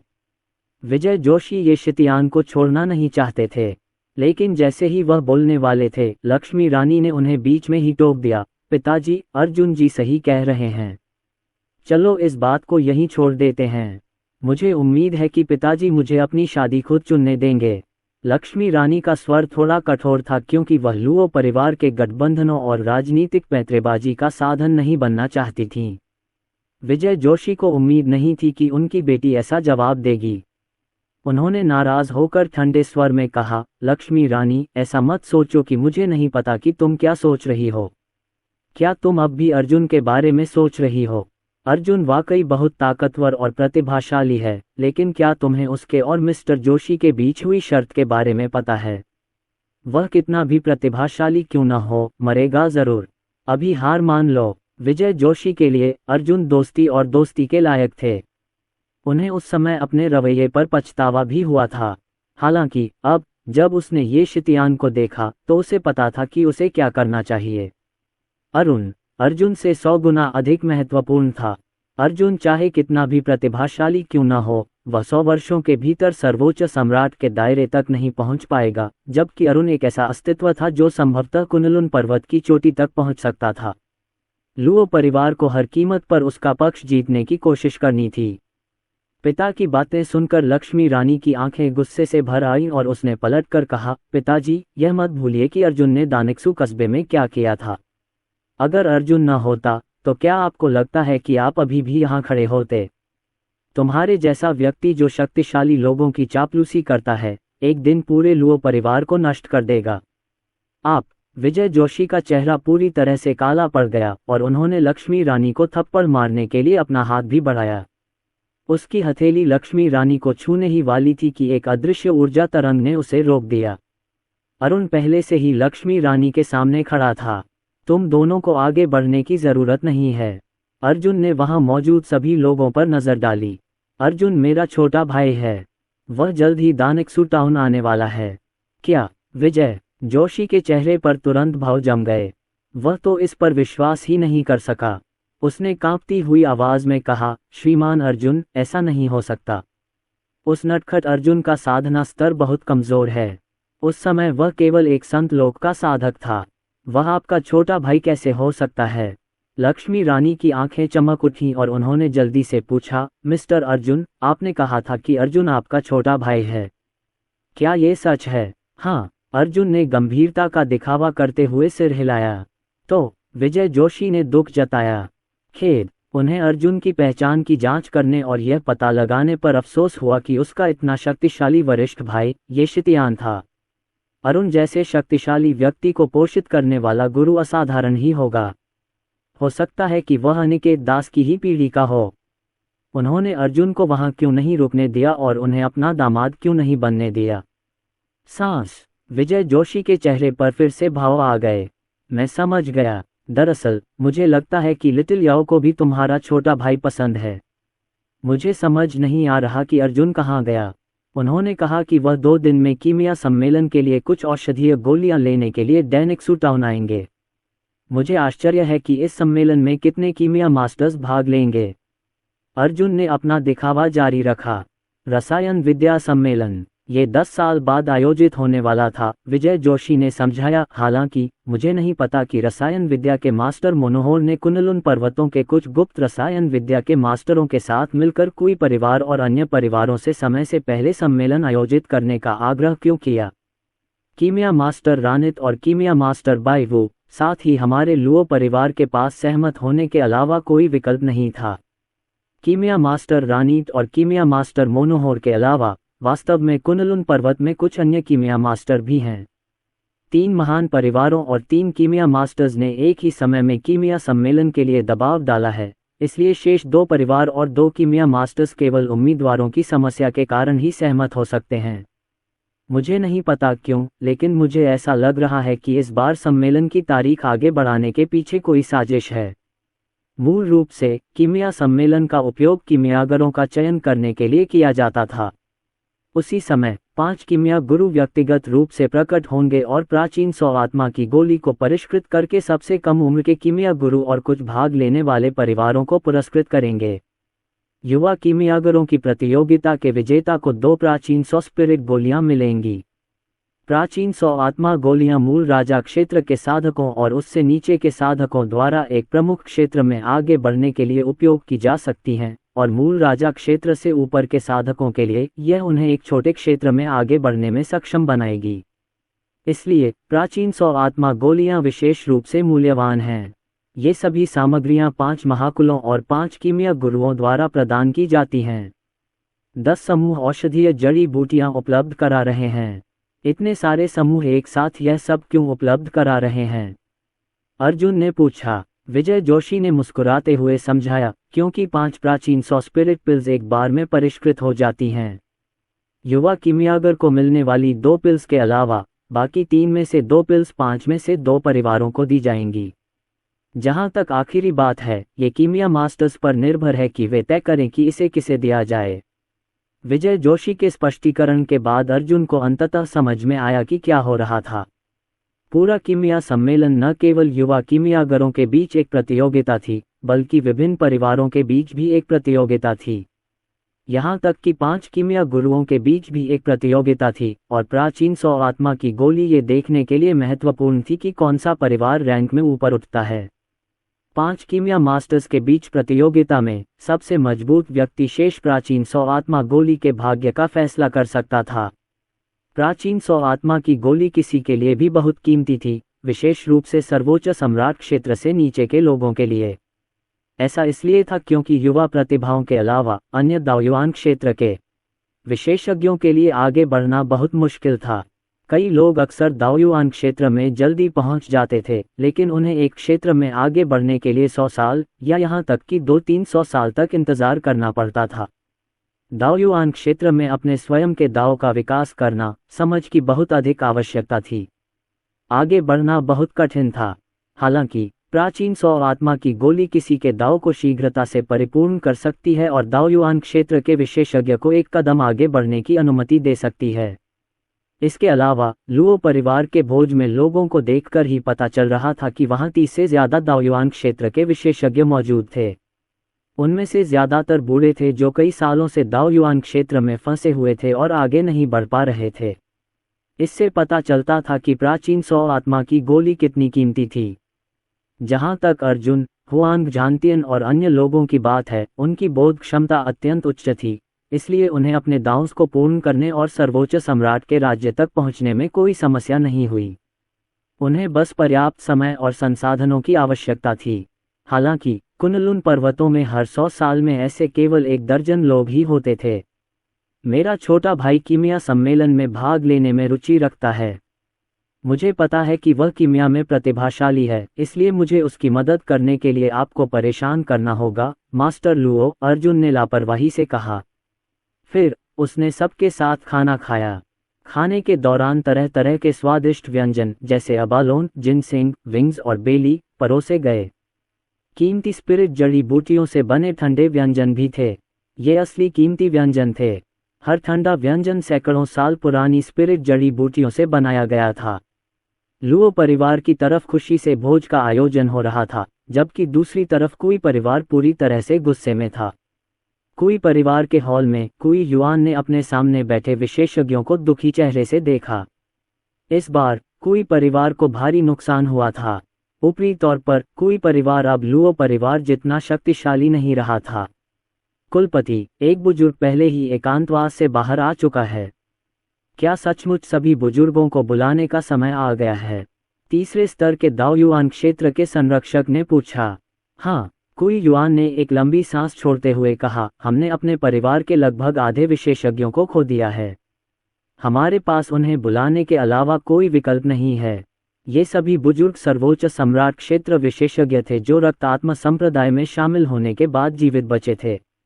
यहाँ तक कि जब कुई कबीले के युवा स्वामी को अर्जुन ने मार डाला, तब भी कुई कबीले ने इस बल का इस्तेमाल करने की हिम्मत नहीं की। हालांकि कुई परिवार अब संकट का सामना कर रहा था, इसलिए अगर उसने उन्हें नहीं बुलाया तो परिवार बर्बाद हो जाएगा। वे निश्चित रूप से स्थिति को बदल देंगे। हुआन परिवार के माध्यम से कुई परिवार ने भी रक्तात्मा गुप्त क्षेत्र में रक्तात्मा संप्रदाय के 6 सदस्यों के सामने आत्मसमर्पण कर दिया। मूल रूप से कोटा आवंटन के अनुसार उन्हें रक्त आत्मा संप्रदाय को हर 100 साल में 2 सर्वोच्च सम्राट क्षेत्र विशेषज्ञों को सौंपना पड़ता था, जिन्हें मारना होता था। इससे ये स्थिति भी उत्पन्न हुई कि उनके परिवार में सर्वोच्च सम्राट क्षेत्र विशेषज्ञ बहुत कम थे। हालांकि रक्त आत्मा संप्रदाय में शामिल होने के बाद उन्हें हर 300 साल में एक बार छूट दी जाएगी और वे उस छूट के साथ पोषित किए गए 2 सर्वोच्च क्षेत्र विशेषज्ञों की रक्षा करेंगे। कुई परिवार 900 वर्षों से स्थापित था। जब उनकी आयु 300 वर्ष की हुई तो वे रक्त आत्मा संप्रदाय में शामिल हो गए। यही कारण था कि वे 4 सर्वोच्च सम्राट क्षेत्र विशेषज्ञों को जीवित रखने में कामयाब रहे थे, जिनमें से प्रत्येक सर्वोच्च सम्राट क्षेत्र के चौथे स्तर तक पहुंच गया था। बड़े परिवारों में उन्हें भले ही शक्तिशाली न माना जाता हो, लेकिन डैनिक्सू टाउन में उन्हें सर्वोच्च माना जाता था। बाहरी लोगों को ये पता न चले कि कोई परिवार ने रक्त आत्मा संप्रदाय, विशेष रूप से कीमिया मास्टर्स का पक्ष लिया था। कई साल पहले कोई परिवार ने इन 4 सर्वोच्च सम्राट क्षेत्र के विशेषज्ञों को एकांत में छिपने के लिए भेज दिया था और वे केवल तभी कार्रवाई करेंगे जब परिवार खतरे में होगा। कुई युआन ने एक लंबी आह भरी। अपने बेटे की हत्या के बाद भी उसने इन छिपे हुए सर्वोच्च सम्राट के राज्य के बुजुर्गों से मदद मांगने के बारे में कभी नहीं सोचा था। हालांकि हालात बदतर हो चुके थे और अब उसके पास उनसे मदद मांगने के अलावा कोई विकल्प नहीं था। कुलपिता, स्थिति अच्छी नहीं है। एक अभिभावक जल्दी से दौड़कर अंदर आया। क्या बात है? कुई युआन ने ठंडे स्वर में पूछा और उसकी आंखें सिकुड़ गईं। संरक्षक जल्दी से घुटनों के बल बैठ गया। गुरुजी, लुओ परिवार की सेना ने हमारी संपत्तियों और व्यवसायों पर हमला करना शुरू कर दिया है। टकराना। विजय जोशी, कुई युआन ने मेज पर जोर से पटका। क्या तुम्हें लगता है कि सिर्फ अरुनिस के समर्थन से तुम जो चाहो कर सकते हो? ये शितियान, मैं तुम्हें मरवाना चाहता हूँ। जब कुई युआन गुस्से में था, एक अजेय आभा ने पूरे कमरे को हिला दिया और कुई परिवार के 4 विशेषज्ञ जो एकांत में साधना कर रहे थे, प्रकट हुए। गड़गड़ाहट। कुई युआन के पीछे की दीवार टूट गई थी और कमरे के अंदर से तेज झटके निकल रहे थे। धुएं और धूल के बीच 4 आकृतियां धुंधली सी दिखाई दे रही थीं। क्या आप परिवार के वर्तमान मुखिया हैं? तुम्हारा नाम क्या है? 4 लोगों का एक समूह दरवाजे के बाहर से अंदर आया। उन सभी के शरीर पर प्राचीन आभा प्रवाहित हो रही थी। उनके धब्बेदार चेहरों से यह पता लगाना असंभव था कि उनकी उम्र कितनी है। वे काले वस्त्र पहने हुए थे और पाताल लोक से निकले भूतों जैसे लग रहे थे। कई दाओयुआन क्षेत्र के विशेषज्ञों के रोंगटे खड़े हो गए। 4 बुजुर्गों में से एक की पीठ पर तलवार थी, एक के हाथ में भाला था और 2 के पीछे एक बड़ा सा हंडा तैर रहा था। उनकी आभा भयानक थी, मानो राक्षस राजा हों। वे 4 सर्वोच्च सम्राट क्षेत्र विशेषज्ञ थे जिन्हें कुई परिवार ने पिछले सैकड़ों वर्षों में एकत्रित किया था। नमस्कार बुजुर्गों, मैं वर्तमान परिवार का मुखिया कुई युआन हूँ। बड़ों, हमारा कुई परिवार खतरे में है। अरुण नाम का एक युवा विशेषज्ञ दानिक्सू नगर आया और उसने कुई परिवार के एक शीर्ष विशेषज्ञ को कुछ ही मुक्कों से हरा दिया।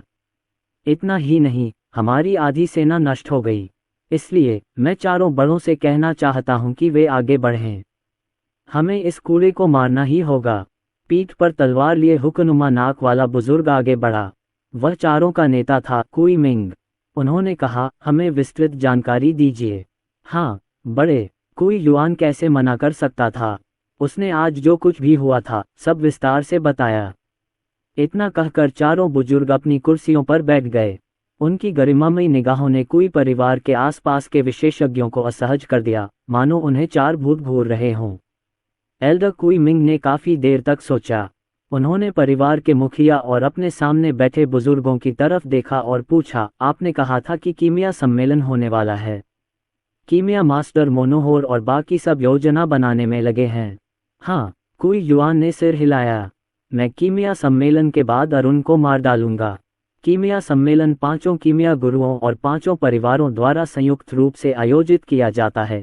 कुई मिंग ने गहरी निगाहों से कहा, सम्मेलन से पहले हम सर्वोच्च सम्राट क्षेत्र के विशेषज्ञों के बीच बड़े पैमाने पर लड़ाई बर्दाश्त नहीं कर सकते। भले ही हम अब एक साथ लुओ परिवार पर हमला करते हैं, कीमिया मास्टर रानिट और अन्य निश्चित रूप से जवाबी कार्रवाई करेंगे। उस समय ये या तो हमारे और 5 कीमिया मास्टर्स के बीच एक युद्ध में बदल जाएगा। कीमिया मास्टर मोनोहोर अभी भी सर्वोच्च सम्राट के दायरे के शुरुआती चरण में ही अटका हुआ होगा, लेकिन उसके संबंध बहुत व्यापक हैं। हम उसे नाराज नहीं कर सकते। हम केवल कीमिया सम्मेलन के समाप्त होने का इंतजार कर सकते हैं और कार्रवाई करने और अरुण और उसके 4 अधीनस्थों को मारने से पहले कीमिया मास्टर्स को अपनी कार्रवाई की सूचना दे सकते हैं। कुई मिंग एक अनुभवी विशेषज्ञ होने के योग्य थे। वह सभी बड़ी ताकतों और कीमिया के उस्तादों को अच्छी तरह जानते थे। मौजूदा हालात को देखते हुए अगर उन्होंने अरुण पर बेतहाशा हमला किया तो अल्कमी मास्टर्स जरूर कार्रवाई करेंगे। उस समय संघर्ष में बहुत सारे पक्ष शामिल हो जाएंगे और यह एक अराजक युद्ध में बदल जाएगा। क्या हम इसे यूं ही बर्दाश्त करते रहेंगे? कुई परिवार के एक अभिभावक ने खुद को ये पूछने से नहीं रोका। जिसे हम बर्दाश्त कर रहे हैं वह ये शितियान नहीं बल्कि कीमिया मास्टर रानिट है। एल्डर कुई मिंग ने धीरे से कहा, कीमिया सम्मेलन 3 दिन बाद होगा। उस दौरान तुम लोगों को सेना बनानी चाहिए और ये शितियान की गतिविधियों पर नजर रखनी चाहिए। सम्मेलन खत्म होने पर हम इस कमीने को मार डालेंगे। उन्होंने ऊपरी तौर पर तो ऐसा कहा, लेकिन मन ही मन वे सोच रहे थे, हम अपनी पहचान कीमिया के उस्तादों के सामने उजागर नहीं कर सकते, जो यह मानते हैं कि हमारी मृत्यु 300-600 साल पहले रक्त आत्मा संप्रदाय के विशेषज्ञों के हाथों हुई थी। यदि वे अब हमला करते तो उन्हें निश्चित रूप से पता चल जाता कि कोई परिवार ने रक्त आत्मा संप्रदाय का पक्ष लिया है, जिससे बहुत परेशानी पैदा हो जाती। इसलिए जब कीमिया सम्मेलन समाप्त हो जाएगा और सभी कीमिया गुरु एकांतवास में लौट जाएंगे, या जब वे गोलियों का शोधन कर रहे होंगे, तो हम चारों अरुण पर हमला करके उसे तुरंत मार डालेंगे। फिर हम एकांतवास में लौट जाएंगे और अपनी पहचान छिपा लेंगे। ठीक है, मुझे नहीं लगता कि हम इस बार उस कमीने अरुण को नहीं मार सकते। कुई युआन शांत हुआ और बोला, ये शितियान को मारने के बाद मुझे अर्जुन को ढूंढना होगा और अपने बेटे की मौत का बदला लेना होगा। मैं उसे नहीं छोड़ूंगा। परिवार के मुखिया, हम आपके बेटे के मामलों में हस्तक्षेप नहीं करेंगे। कुई मिंग ने कहा, हम केवल ये शितियान की हत्या के लिए जिम्मेदार हैं। बिल्कुल, कुई युआन ने सिर हिलाया। अगर तुम कुछ नहीं भी करो तो भी मैंने इस कमीने अर्जुन को मारने की पूरी तैयारी कर ली है। अर्जुन तो बस एक साधु जाति का बदमाश है। उसने मुझे उस समय धमकाने की हिम्मत की थी, इसलिए मैं रक्त आत्मा संप्रदाय की किताबों से सीख लेकर उसकी जिंदा खाल उधेड़ दूंगा। कुई मिंग और बाकी बुजुर्गों ने कुई युआन की बात का जवाब देने की जहमत नहीं उठाई। इसके बजाय उन्होंने कहा, हम पहले निकलेंगे और ये शितियान को मारने की तैयारी करेंगे। तुम लोग वैसे ही व्यवहार करो जैसे तुम कीमिया सम्मेलन में करते हो। धन्यवाद, बढ़ो। कुई युआन खुद खड़ा होकर उन्हें विदा करने लगा। उम्र के लिहाज से ये चारों बुजुर्ग उसके पूर्वज थे, इसलिए उसे सम्मान से पेश आना था। और तो और वे उससे ज्यादा ताकतवर भी थे। कोर टावर के अंदर कीमिया मास्टर रेनिट ने तारों भरे आकाश की ओर देखा। रात के आकाश में समय समय पर तारों की रोशनी और उल्कापिंडों की धारियां दिखाई दे रही थीं। मुझे आश्चर्य है कि वह बच्चा कहाँ गया। चिंता मत करो लिंग यी, कीमिया मास्टर बाईवू ने किनारे बैठकर शराब पीते हुए कहा, वह बच्चा असाधारण है, इसलिए उसे इतनी आसानी से नहीं मारा जाएगा। हो सकता है कि वह इस कीमिया सम्मेलन के लिए वापस आ जाए। कीमिया मास्टर रानित के 1000 साल पुराने दोस्त के रूप में कीमिया मास्टर बाईवू अक्सर उसके साथ शराब पीते और बातें करते थे। दोनों द्वारपाल अभी भी प्रवेश द्वार पर पहरा दे रहे थे। कीमिया मास्टर रैनिट की कुछ असफल गोलियां खाने के बाद न केवल उनकी चोटें ठीक हो गईं, बल्कि वे एक कदम आगे बढ़कर दाओयुआन क्षेत्र के 5वें स्तर पर पहुंच गए। कीमिया मास्टर रैनिट ने आह भरी, अर्जुन, वह सीनियर लिन का शिष्य है, वह जरूर ठीक हो जाएगा। कीमिया मास्टर, लुओ परिवार को कुछ रिपोर्ट करना है। बूढ़ा मेहरा रिपोर्ट करने के लिए आया, उसे अंदर आने दो। कीमिया मास्टर रानित ने स्पिरिट वाइन का एक घूंट लिया और आकाश में तारों को देखा। नमस्कार कीमिया मास्टर रानित। कीमिया मास्टर बाईवू, जो आया था वह लुओ परिवार का महान संरक्षक था। वह अत्यंत शक्तिशाली था, लेकिन दोनों कीमिया गुरुओं का बहुत सम्मान करता था और लापरवाही और ढीठता की हिम्मत नहीं करता था। तुम मुझे ढूंढने कोर टावर पर क्यों आए हो? कीमिया मास्टर रनित ने पूछा। दिन में अरुण नाम का एक युवक प्रकट हुआ। मुझे पता है। कीमिया मास्टर रनित ने लुओ परिवार के महासंरक्षक की ओर देखा। उनकी नजरें तेज हो गईं। एक वरिष्ठ की आभा खिल उठी और धीरे धीरे महासंरक्षक पर दबाव डालने लगी। उन्होंने गहरी आवाज में कहा, अगर तुम कहते हो कि तुम सिर्फ इस मामले की रिपोर्ट करने आए हो, तो मेरा समय बर्बाद करने के लिए तुम्हें बहुत कुछ जवाब देना होगा। एक कीमिया मास्टर का समय सोने के वजन के बराबर था। नहीं, लगता है अरुण अर्जुन का बड़ा भाई है, लुओ वंश के महारक्षक ने जल्दी से झुककर कहा। उसकी हिम्मत भी नहीं हुई कि वह सिर उठाए। आज लुओ परिवार ने अरुण को भोज पर आमंत्रित किया है। अरुण ने कीमिया सम्मेलन के बारे में पूछा और बताया कि उसका छोटा भाई अर्जुन उसमें शामिल होगा।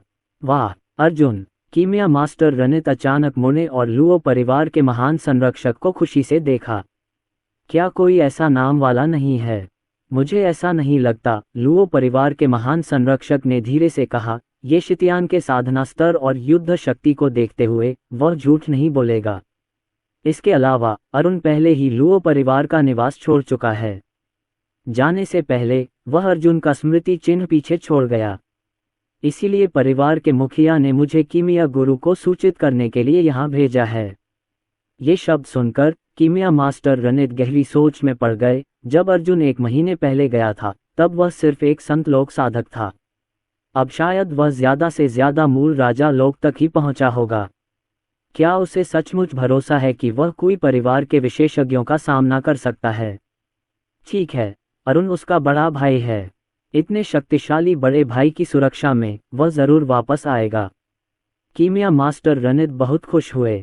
ठीक है, अगर अर्जुन वापस लौटता है तो मैं उसकी साधना का स्तर बढ़ाने के लिए कीमिया सम्मेलन में उसके लिए एक प्राचीन 100 आत्मा की गोली का शोधन करूंगा। और अगर तुम ये शितियान से मिलो तो उसे कीमिया मास्टर मोनोहोर से सावधान रहने के लिए कहना। कीमिया मास्टर मोनोहोर पहले मौके पर जरूर हमला करेगा। अगर अरुण अपने छोटे भाई की रक्षा नहीं कर पाया तो मैं खुद कार्रवाई करूंगा। कहा जा सकता है कि कीमिया मास्टर रनित अपने उपकारक के शिष्य अर्जुन की बेहद रक्षा करते थे। चाहे उन्हें अपनी जान जोखिम में भी डालनी पड़े, वे अर्जुन की रक्षा करते थे। जी श्रीमान, हालांकि कोई परिवार और कीमिया मास्टर मोनोहोर के बारे में क्या? तुम्हें इस बारे में ज्यादा चिंता करने की जरूरत नहीं है। मैं स्वाभाविक रूप से कुछ चीजों से निपटने के लिए किसी को भेज दूंगा, कीमिया मास्टर रनित ने तिरस्कारपूर्वक कहा। धन्यवाद, कीमिया मास्टर। लुओ परिवार के महान संरक्षक के चले जाने के बाद कीमिया गुरु बाइवू ने शराब पीते हुए अर्जुन और अरुण के बारे में सोचा और बुदबुदाया। एक कीमिया में तो मजबूत है, लेकिन मार्शल आर्ट में कमजोर। दूसरा मार्शल आर्ट में बेहद मजबूत है और पुरानी पीढ़ी के विशेषज्ञों के बराबर भी है। हालांकि कीमिया में उसकी प्रतिभा कमजोर हो सकती है। कितने शक्तिशाली भाई! मैं सचमुच नहीं जानता कि उन्हें किस सीनियर ने सिखाया था। इससे भी महत्वपूर्ण बात यह है कि अरुण के अधीनस्थों में 9वें स्तर के 4 दाओयुआन क्षेत्र के प्रतिभाशाली लोग हैं। वह दिखने से कहीं ज्यादा है। ऐसे प्रतिभाशाली लोगों के लिए ये शितियान के अधीनस्थ बनने के लिए तैयार होना, उनके बारे में कुछ असाधारण होना चाहिए। क्या वह उस जगह से हो सकता है? इस समय कीमिया मास्टर बाइवू की आंखों में वास्तव में लालच का निशान दिखाई दिया। हालांकि ये लालच क्षणिक था और कीमिया मास्टर रानित द्वारा इसका पता नहीं लगाया गया था। इस समय डेनिक्सू टाउन की एक ऊंची इमारत में अर्जुन, हुआंग झांतियन और अन्य लोग एक प्रेसिडेंशियल स्वीट में ठहरे हुए थे।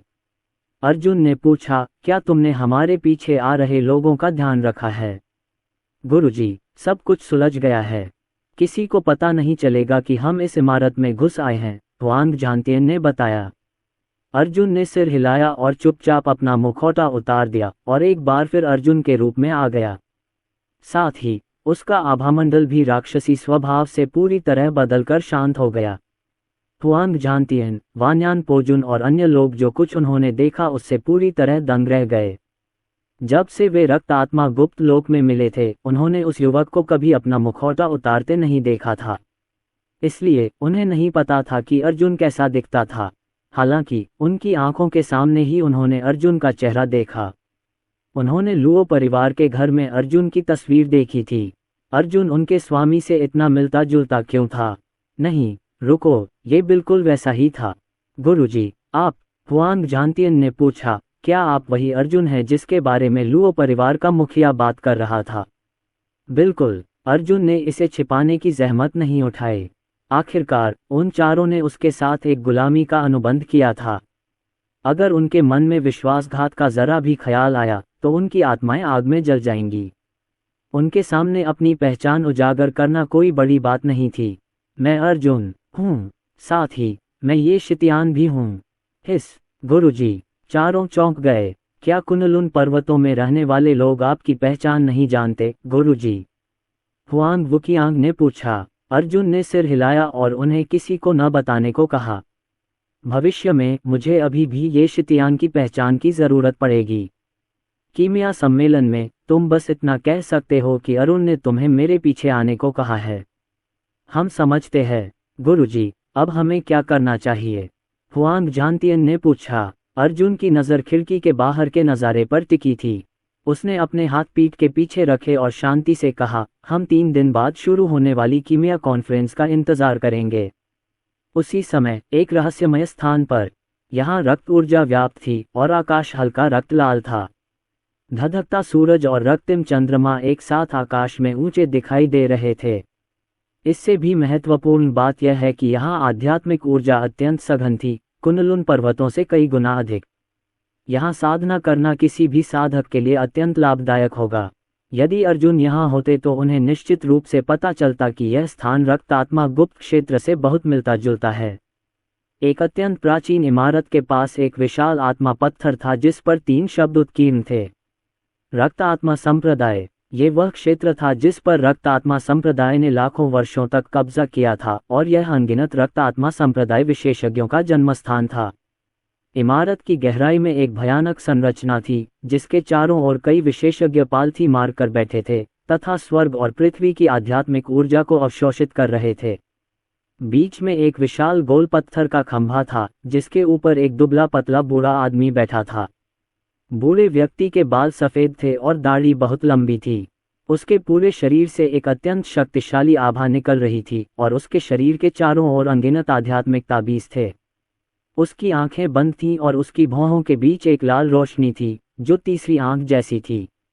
यदि अर्जुन यहाँ होता तो वह देख पाता कि बूढ़े व्यक्ति की भौहों के बीच की लाल रोशनी उसकी अपनी भौहों के बीच की रोशनी से बहुत मिलती जुलती थी। हालांकि उसके माथे की शक्ति पाताल लोक से जुड़ी थी, जबकि बूढ़े व्यक्ति के माथे की शक्ति रक्तात्मा संप्रदाय की निषिद्ध भूमि से जुड़ी थी। अचानक तेज हवा का झोंका आया और बूढ़े ने आंखें खोलीं। उसने मुंह से खून थूक दिया। स्तंभ के नीचे खड़े विशेषज्ञों ने भी स्वाभाविक रूप से कुछ महसूस किया और अनगिनत आंखें खुल गईं जिनमें भय और चिंता झलक रही थी। मास्टर, क्या हुआ? गुरुजी, आप 1000 साल से एकांतवास में हैं। क्या हुआ? अनगिनत आवाजें गूंज उठीं। ये स्पष्ट था कि रक्त आत्मा संप्रदाय के विशेषज्ञों के लिए वह बूढ़ा व्यक्ति कितना महत्वपूर्ण था। बूढ़े आदमी ने सवालों को अनसुना कर दिया। उसका चेहरा बहुत उदास था और गुस्से से भी भरा हुआ था। उसका रक्तसार अचानक अत्यंत गाढ़ा हो गया। ये किसने किया? मेरे द्वारा निम्न लोकों में रखे गए रक्त आत्मा संप्रदाय के सदस्यों को मारने का साहस किसने किया? कुनलुन पर्वतों में कौन है जो उन सभी छहों को मारने के योग्य है? मेरी भौहों के बीच चुभता हुआ दर्द क्यों हो रहा है? क्या रक्त आत्मा संप्रदाय को कुछ बड़ा होने वाला है? बूढ़े आदमी की क्रोधित आंखें और अधिक बेचैन हो गईं। अचानक उसे कुछ ख्याल आया और उसकी उंगलियों ने एक मुहर बना ली तथा एक छवि प्रक्षेपण को संघनित कर दिया। छवि प्रक्षेपण में प्राचीन पत्थर के स्तंभ थे जिनमें से प्रत्येक रक्त ऊर्जा से ढकी जंजीरों में लिपटा हुआ था। इन जंजीरों से खंभों से बंधे हुए थे गहरी नींद में सोने के महारथी। उनमें से 100 थे। ये संसार के कब्रिस्तान में फंसे हुए 100 प्राचीन शक्तिशाली विशेषज्ञ थे। Luo Yuntian, Chen Qing Kong, Dao lord slaughter, Ping Cang Hai, Chen Tianli, Dharmendra, अमर भगवान, वैद्यनाथ, मोहिनी और संसार सभी उनमें से थे। बूढ़े व्यक्ति ने देखा कि फंसे हुए लोग स्थिर हैं और उनमें कोई हलचल नहीं हो रही है, तो उसने राहत की सांस ली। इनमें से किसी एक व्यक्ति का गायब होना उसके और रक्त आत्मा संप्रदाय के लिए बहुत बड़ी बात होगी और हो सकता है कि इसका परिणाम ये हो कि उनका कुल पूरी तरह से समाप्त हो जाए। अचानक बूढ़े आदमी की नज़रें केंद्रित हो गईं और उसकी ठंडी निगाहें खंभे के नीचे खड़े विशेषज्ञों की ओर मुड़ गईं। कुनलुन पर्वतों में कुछ हुआ है। हमारे 6 कबीले के लोग रहस्यमयी तरीके से मर गए हैं। मैं जानना चाहता हूं कि 100 साल पूरे होने में कितना समय लगेगा। एक अधेड़ उम्र का आदमी भीड़ से बाहर आया और उस बूढ़े आदमी के सामने घुटने टेक दिए। गुरुजी, उसने आदरपूर्वक कहा, अभी 1 साल से थोड़ा ज्यादा समय बाकी है। जिस धरती पर कुनलुन पर्वत स्थित हैं, वह एक निम्न स्तरीय धरातल है। इतने सालों में हमने उन चींटियों के सारे खेती के संसाधन लगभग निचोड़ लिए हैं। हमें ये भी नहीं पता कि सर्वोच्च सम्राट के क्षेत्र में पहुंचने वाले 1000 लोग बचे भी हैं या नहीं। वहां कुछ कैसे हो सकता है? इसके अलावा वहां कुनलुन पर्वत के कुछ परिवारों और हमसे संबंधित बलों के अलावा कोई रक्तात्मा संप्रदाय का सदस्य नहीं होना चाहिए। बूढ़े ने ये सुना तो ठंडी सांस ली। हाथ हिलाते ही अधेड़ आदमी वहीं फट पड़ा और खूनी पेस्ट में बदल गया। मुझे ये पसंद नहीं कि लोग मुझ पर शक करें। अपने मालिक का गुस्सा देखकर सबके चेहरे पीले पड़ गए। किसी की भी सांस लेने की हिम्मत नहीं हुई। बूढ़े व्यक्ति ने अपने हाथ पीछे करके सबकी ओर देखा और एक दृढ़ निर्णय लिया। हालांकि अभी 1 साल बाकी है, मुझे लगता है कि इस बार कुनलुन पर्वतों में कुछ गड़बड़ है। ऐसा लगता है जैसे कहीं कोई बहुत बड़ा बदलाव छिपा है। मैं 1 साल और इंतजार नहीं कर सकता। कुछ रक्तात्मा संप्रदाय के विशेषज्ञों को कुनलुन पर्वतों पर ले जाकर इसकी जांच करो। उन कुलों के लोगों की मौत का कारण पता करो। चाहे कुछ भी हो, हमें उस व्यक्ति का सिर वापस लाना ही होगा जिसने ये किया है। हाँ मास्टर। ताओवादी पोशाक पहने एक बूढ़ा आदमी बाहर आया और सिर हिलाया। बिना समय गंवाए उसने कुछ विशेषज्ञों की ओर इशारा किया और वे दोनों गायब हो गए। जब ताओवादी पोशाक पहने वह बूढ़ा आदमी और अन्य लोग गायब हो गए तो दुबले पतले बूढ़े आदमी ने आकाश की ओर देखा और अपनी उंगलियां हिलाईं। सितारे सचमुच एक सीध में आ रहे हैं। क्या ऐसा हो सकता है कि पुनर्जन्म को नियंत्रित करने वाला कोई महान व्यक्ति प्रकट होने वाला है? मुझे आश्चर्य है कि क्या इस मामले का कुनलुन पर्वतों से कोई संबंध है। मुझे लगता है कि मैं ज़रूरत से ज़्यादा सोच रहा हूँ। स्वाभाविक रूप से अर्जुन को उस रहस्यमयी जगह पर क्या हुआ था इसकी कोई जानकारी नहीं थी। इन कुछ दिनों में वह बस रसायन विद्या का अध्ययन करता रहा। दाओयुआन क्षेत्र में पहुंचने के बाद उसकी रसायन विद्या का गुरु और भी भयानक हो गया। इसके अलावा पवित्र जड़ी बूटी घाटी से प्राप्त वस्तुओं की बदौलत अर्जुन की रसायन विद्या का दाव कई गुना बढ़ गया था। 3 दिन बाद कुनलुन पर्वत पर कीमिया सम्मेलन शुरू होने वाला था। 5 कीमिया गुरु और 5 प्रमुख परिवार दानिक्सु कस्बे के बीचों बीच इकट्ठा हुए। 1000 मीटर लंबा और 100 मीटर चौड़ा एक भव्य अखाड़ा बनाया गया था, जिसके भीतर प्राचीन कड़ाहियां थीं जो बैंगनी ऊर्जा के गुच्छों से घिरी हुई थीं। वे ऐसे लग रहे थे जैसे प्राचीन काल से चली आ रही हों। हर एक कड़ाहियां 1 मीटर लंबी और 1 मीटर चौड़ी थीं और उनके 3 पैर थे। ऐसे कुल 30 कड़ाहे थे। उनके सामने 10 फुट ऊंचे, 10 फुट चौड़े और 10 फुट लंबे कांसे के कड़ाहे रखे थे जिनसे आध्यात्मिक ऊर्जा निकल रही थी। ये वे कड़ाहे थे जिनका इस्तेमाल 5 रसायन शास्त्री गोलियों को परिष्कृत करने के लिए करते थे। इन कड़ाहों से निकलने वाली आध्यात्मिक ऊर्जा बाकी 30 कड़ाहों से कहीं ज्यादा थी। अखाड़े के बाईं और दाईं ओर 5 महान कीमिया मास्टर और प्रमुख परिवारों के 5 प्रमुख बैठे थे। कीमिया मास्टर रैनेट खड़े हो गए। हरे वस्त्र पहने उनका रूप अखाड़े के चारों ओर खड़े हजारों दर्शकों को विस्मयकारी लग रहा था। अपने हाथ के एक इशारे से उन्होंने ध्वनि तरंगे छोड़ी जो पूरे अखाड़े में गूंज उठीं और हजारों दर्शकों को दर्जनों कदम पीछे हटने पर मजबूर कर दिया। ये दूरी लगभग सही है। उसने संतोष से सिर हिलाया। यह एक कीमिया सम्मेलन है, कोई मार्शल आर्ट टूर्नामेंट नहीं। तुम इतने पास क्यों खड़े हो? क्या तुम प्रतिभागियों को नकल करने में मदद करने की कोशिश कर रहे हो? उसकी आवाज़ शांत थी, लेकिन वह सबके कानों तक पहुंच गई। उसी क्षण हजारों लोगों ने सिर झुका लिए और कीमिया मास्टर रैनेट की ओर देखने की हिम्मत नहीं जुटा पाए।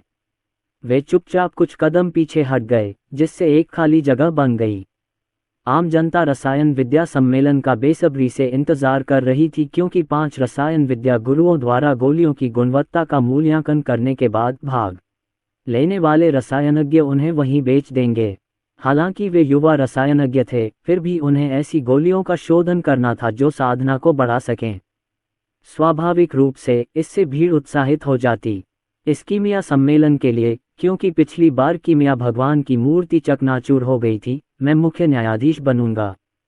अब मैं घोषणा करता हूं कि कीमिया सम्मेलन आधिकारिक तौर पर शुरू हो गया है। जब कीमिया मास्टर रनित ने अर्जुन को भीड़ में खड़ा देखा तो उनके होठों पर मुस्कान आ गई। उन्होंने कहा, इस कीमिया सम्मेलन में मैं एक अतिरिक्त प्राचीन 100 आत्मा की गोली का शोधन करूंगा।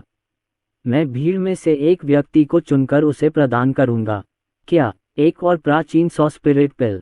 विजय जोशी ने आश्चर्य से कीमिया मास्टर रणित को देखा और कहा, पहले तो 5 प्राचीन 100 स्पिरिट पिल थीं, अब 6 हो गई हैं।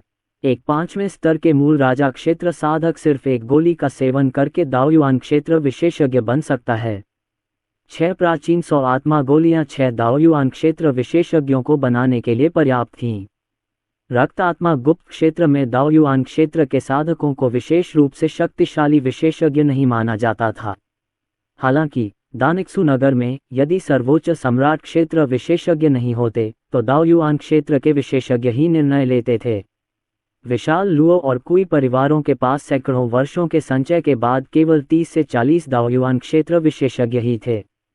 इस कीमिया सम्मेलन के लिए 30 युवा कीमियागरों को निम्नलिखित में से किसी एक को परिष्कृत करना होगा। प्राचीन 100 आत्मा की गोली, आत्मा बोध की गोली, अग्नि की गोली, जल की गोली, स्वर्ग की पीली गोली इत्यादि। गोलियों के उत्पादन के लिए 6 घंटे की समय सीमा है। उस समय उत्पादित गोलियों की संख्या और गुणवत्ता के आधार पर रैंकिंग तय की जाएगी। कीमिया मास्टर रणित एक पल के लिए रुके और अपने हाथ ऊपर उठाए। उनके हाथ से एक छोटा बैंगनी सूरज निकला और आसमान में उड़ता हुआ एक 100 मंजिला इमारत की चोटी पर जा गिरा और एक काले कपड़े पहने आदमी से टकराया जो 5वें स्तर का दाओयुआन क्षेत्र विशेषज्ञ था। विस्फोट के कारण आसपास की ऊंची इमारतें हिल गईं और आदमी का पूरा शरीर नष्ट हो गया। कीमिया मास्टर रेनित ने अपने हाथ पीछे खींच लिए और पीठ के पीछे हाथ रखकर खड़े हो गए। उनकी आंखें ठंडी थीं जब उन्होंने कहा, यहाँ सभी को अपनी पहचान बतानी होगी। अगर वे ऐसा नहीं करेंगे तो उन्हें अपराधी माना जाएगा जो गुप्त रूप से कीमियागरों की गोलियां या राज चुराना चाहते हैं और इस तरह उन्हें मार दिया जाएगा। जब भी कोई रसायनज्ञ गोलियों को परिष्कृत करता था तो हमेशा कुछ साधक होते थे जो अपनी श्रेष्ठ साधना पर भरोसा करके औषधीय गोलियों को जबरदस्ती छीन लेते थे। सम्मेलनों के दौरान कीमिया मास्टर रानित हमेशा ऐसा करने वालों को मार देते थे। मुझे सबको बताना होगा कि अग्नि की गोली, जल की गोली और स्वर्ग की पीली गोली, ये सभी 7वीं श्रेणी की स्पिरिट गोलियां हैं। चाहे उनकी गुणवत्ता कितनी भी अच्छी हो या कितनी भी गोलियां बनाई गई हों, वे शीर्ष 5 में नहीं आएंगी। आत्मा बोध गोली 8वीं श्रेणी की आत्मा गोली है। इसका औषधीय प्रभाव प्राचीन 100 आत्मा गोली का आधा है। प्राचीन 100 स्पिरिट पिल 9वीं श्रेणी की स्पिरिट पिल है। अगर केवल एक व्यक्ति ही एक को परिष्कृत कर पाता है तो उसे विजेता माना जाएगा। अगर कोई उच्चतम गुणवत्ता वाली 12 स्पिरिट कॉम्प्रिहेंशन पिल्स को भी परिष्कृत कर ले तो भी उसे केवल दूसरा स्थान मिलेगा। चाहे 8वीं कक्षा की कितनी भी स्पिरिट गोलियां हों, वे 9वीं कक्षा की एक भी स्पिरिट गोली जितनी अच्छी नहीं थी। इसलिए प्राचीन 100 आत्मा की गोली को परिष्कृत करना ही कुंजी थी। हालांकि ये कहना जितना आसान था, करना उतना आसान नहीं था। अब आइए 30 युवा कीमियागरों को मंच पर आने के लिए आमंत्रित करें। कीमिया मास्टर रेनित के बोलने के बाद उन्होंने अपना हाथ हिलाया और एक बहुरंगी चमक खिल उठी। ये चमक बादलों में फैल गई और एक बादल सीढ़ी में बदल गई जो जमीन को 100 मीटर ऊंचे अखाड़े से जोड़ती थी। 30 युवा कीमियागर ज्यादातर किशोरावस्था से 30 साल के बीच के थे। उनमें अर्जुन, कुई यू, रुओहान, लुओफोंग और अन्य शामिल थे। कुई यू को उम्मीद नहीं थी कि अर्जुन सचमुच आएगा और वह क्रोध से जल रही थी। कुई परिवार और अर्जुन एक दूसरे के कट्टर दुश्मन थे। चाहे जो भी हो, इस बार अर्जुन को इसकी कीमत चुकानी ही थी। लेकिन कुई यू ने अचानक अल्कमी मास्टर रानित की नज़र भांप ली और रुक गई और बेमन से बादलों वाली सीढ़ी की ओर बढ़ गई। सब लोग एक साथ बादल वाली सीढ़ी पर चढ़ गए और एक एक कदम ऊपर चढ़ते गए। 100 मीटर लंबी सीढ़ी 33 सीढ़ियों में बंटी हुई थी। वाह! अपने प्रत्येक कदम के साथ अर्जुन को ऐसा महसूस हुआ कि उसके शरीर में रक्तसार और ऊर्जा बादल सीढ़ी द्वारा बपतिस्मा ले रही थी। बादलों के गुच्छे तैरते हुए अर्जुन के चारों ओर चक्कर लगाने लगे, उसकी त्वचा और रक्तवाहिकाओं में घुस गए। बादलों से उसके शरीर की कीमिया ज्वालाएं प्रज्वलित हो गईं और उसकी नाड़ियां और हड्डियां भी प्रभावित हुईं। क्या आप मुझे इस छोटी सी कठिनाई से परेशान करने की कोशिश कर रहे हैं? तितर बितर हो जाओ। अर्जुन ने अपनी शक्ति जुटाई और अपने शरीर में व्याप्त कीमिया की ज्वालाओं को तुरंत दबा दिया। उसने चारों ओर फैले बादलों को झटक कर तितर बितर कर दिया। वह आगे बढ़ा और जल्द ही 20वीं सीढ़ी पर पहुंच गया। जैसे जैसे वह ऊपर जा रहा था, बादलों की शक्ति और प्रबल होती जा रही थी। लेकिन अर्जुन को रोकना अब भी उनके लिए मुश्किल था। धिक्कार है, अर्जुन का शरीर किस चीज का बना है? बादलों के दबाव के बावजूद वह अभी भी इतनी तेजी से आगे बढ़ रहा है। कुई-यू ने दांत पीस लिए। उसका शरीर पसीने से भीग गया था। उसके शरीर में कीमिया की लपटें भयंकर रूप से जल रही थीं और उसके शरीर के हर हिस्से पर प्रहार कर रही थीं। वह 17वीं सीढ़ी पर रुक गया। उसे लगा कि हर कदम के साथ उसके शरीर का दर्द दोगुना होता जा रहा है। जब उसने आगे चल रहे अर्जुन की तरफ देखा तो बोला, अरे साले, कितना तेज है। अर्जुन बहुत तेज है। वह वास्तव में अखाड़े में पहुंचने वाला है। लुओ फांग हाँफते हुए आश्चर्य से अर्जुन की ओर देखने लगा। हर कदम आगे बढ़ने के साथ मेरे शरीर के मेरिडियन पर प्रभाव दोगुना होता जा रहा है। ये सिर्फ भौतिक शरीर की ही नहीं, बल्कि शरीर में मौजूद कीमिया की ज्वालाओं की भी परीक्षा है। यह इतना दर्दनाक है कि मानो 10,000 चींटियां मुझे कुतर रही हों। अर्जुन इतनी जल्दी इतना ऊपर कैसे पहुंच गया? इससे पहले अर्जुन केवल एक मूल ग्रेड कीमियागर था।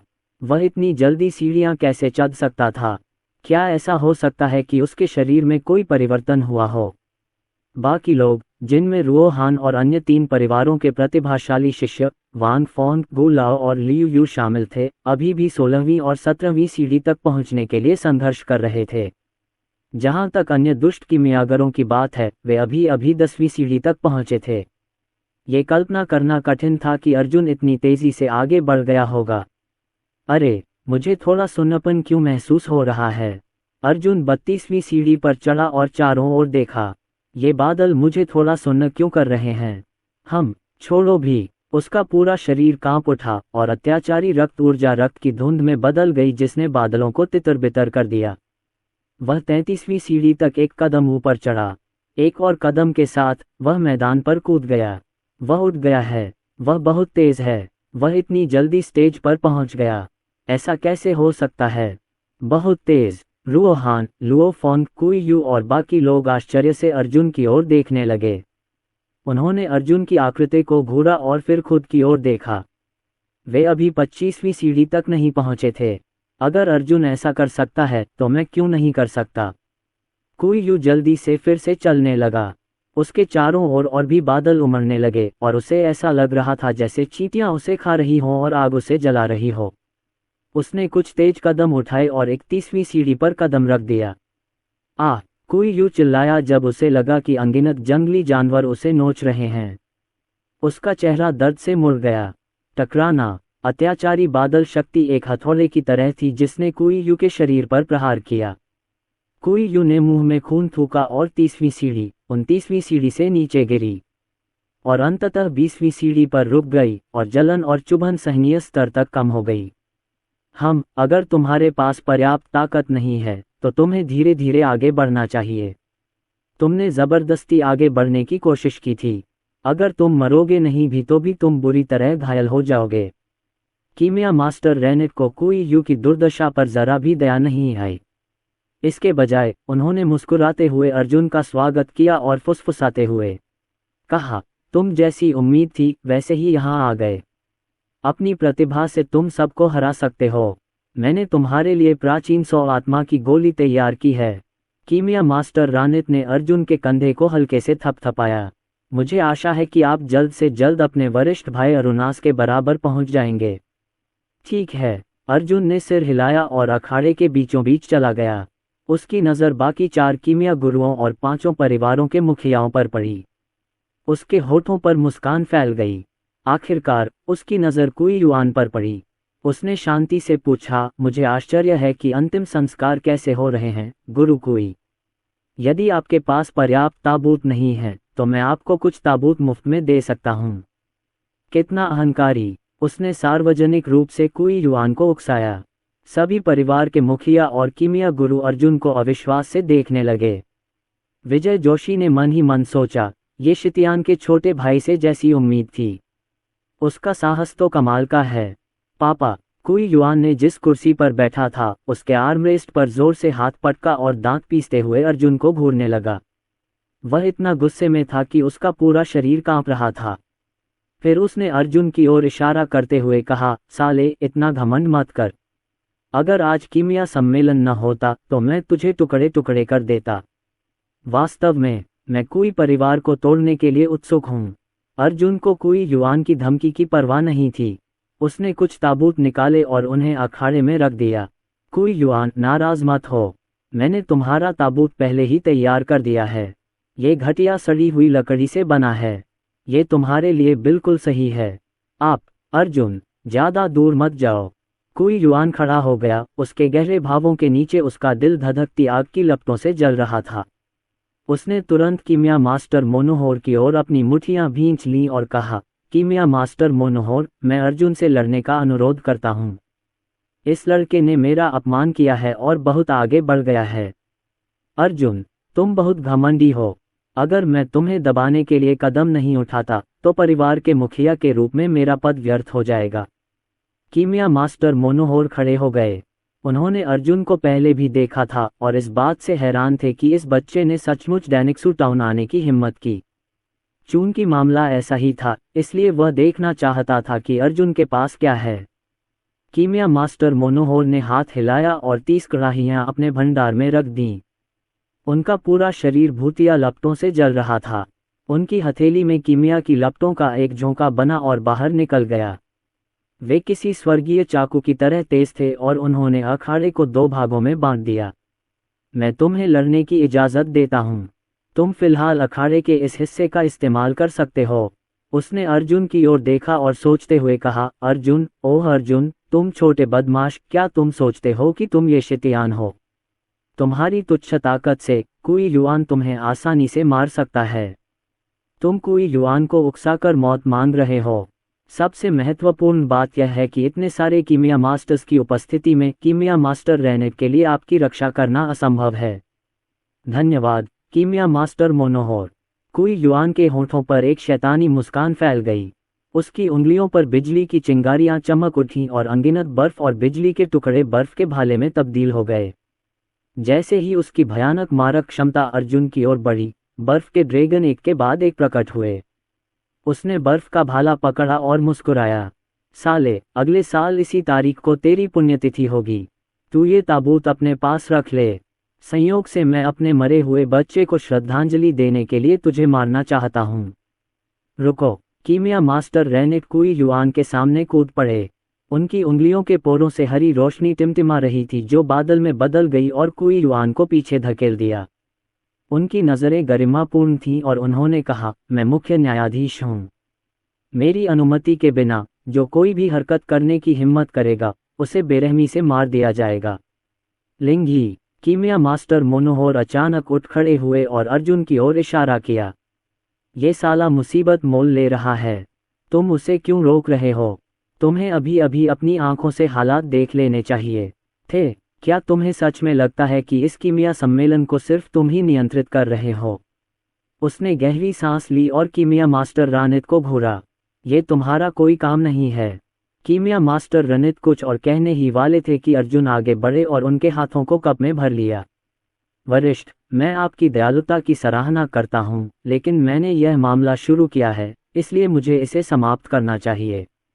रसायन विज्ञान मास्टर रानित, चूंकि कुई युआन मौत का सामना कर रहा है और मैंने उसके लिए एक ताबूत तैयार किया है, कृपया मुझे व्यक्तिगत रूप से उसे उसमें डालने की अनुमति दें। मुझे डर है कि तुम्हारी साधना का स्तर उसके सामने कुछ भी नहीं है। कीमिया मास्टर रनित ने अर्जुन की ओर देखा और एक ध्वनि संदेश भेजा। पिछली घटना के बाद कुई युआन कई दिनों से एकांतवास में है और उसने कई तुरुप के पत्ते तैयार कर रखे हैं। अगर तुम सच में लड़ोगे तो शायद उसे हरा ना पाओगे। चिंता मत करो, ये बूढ़ा आदमी मेरा कोई मुकाबला नहीं कर सकता। अर्जुन ने कुई युआन को अर्थपूर्ण दृष्टि से देखते हुए उत्तर दिया। फिर वह मुस्कुराया और बोला, तुम 7वें स्तर के दाओयुआन क्षेत्र के साधक हो, फिर भी तुम बस बकवास ही कर सकते हो। अगर ऐसा है तो मैं तुम्हें रसायन विद्या सम्मेलन शुरू होने से पहले ही मार डालूंगा। 7वां स्तर दाओयुआन क्षेत्र, परिवार का मुखिया। तो क्या हुआ? अर्जुन को इस आदमी की जरा भी परवाह नहीं थी। अच्छा, कीमिया मास्टर रनित ने अर्जुन की बात पर विश्वास करना ही उचित समझा। उन्होंने भीड़ और ऊपर चढ़े युवा कीमियागरों का सामना करते हुए कहा, अब कुई परिवार के मुखिया कुई युआन ने अर्जुन को चुनौती दी है। मैंने उन्हें अनुमति दे दी है। वे अखाड़े में एक मार्शल आर्ट प्रतियोगिता आयोजित करेंगे। आप सभी बाकी लोग अखाड़े के किनारे प्रतीक्षा करेंगे।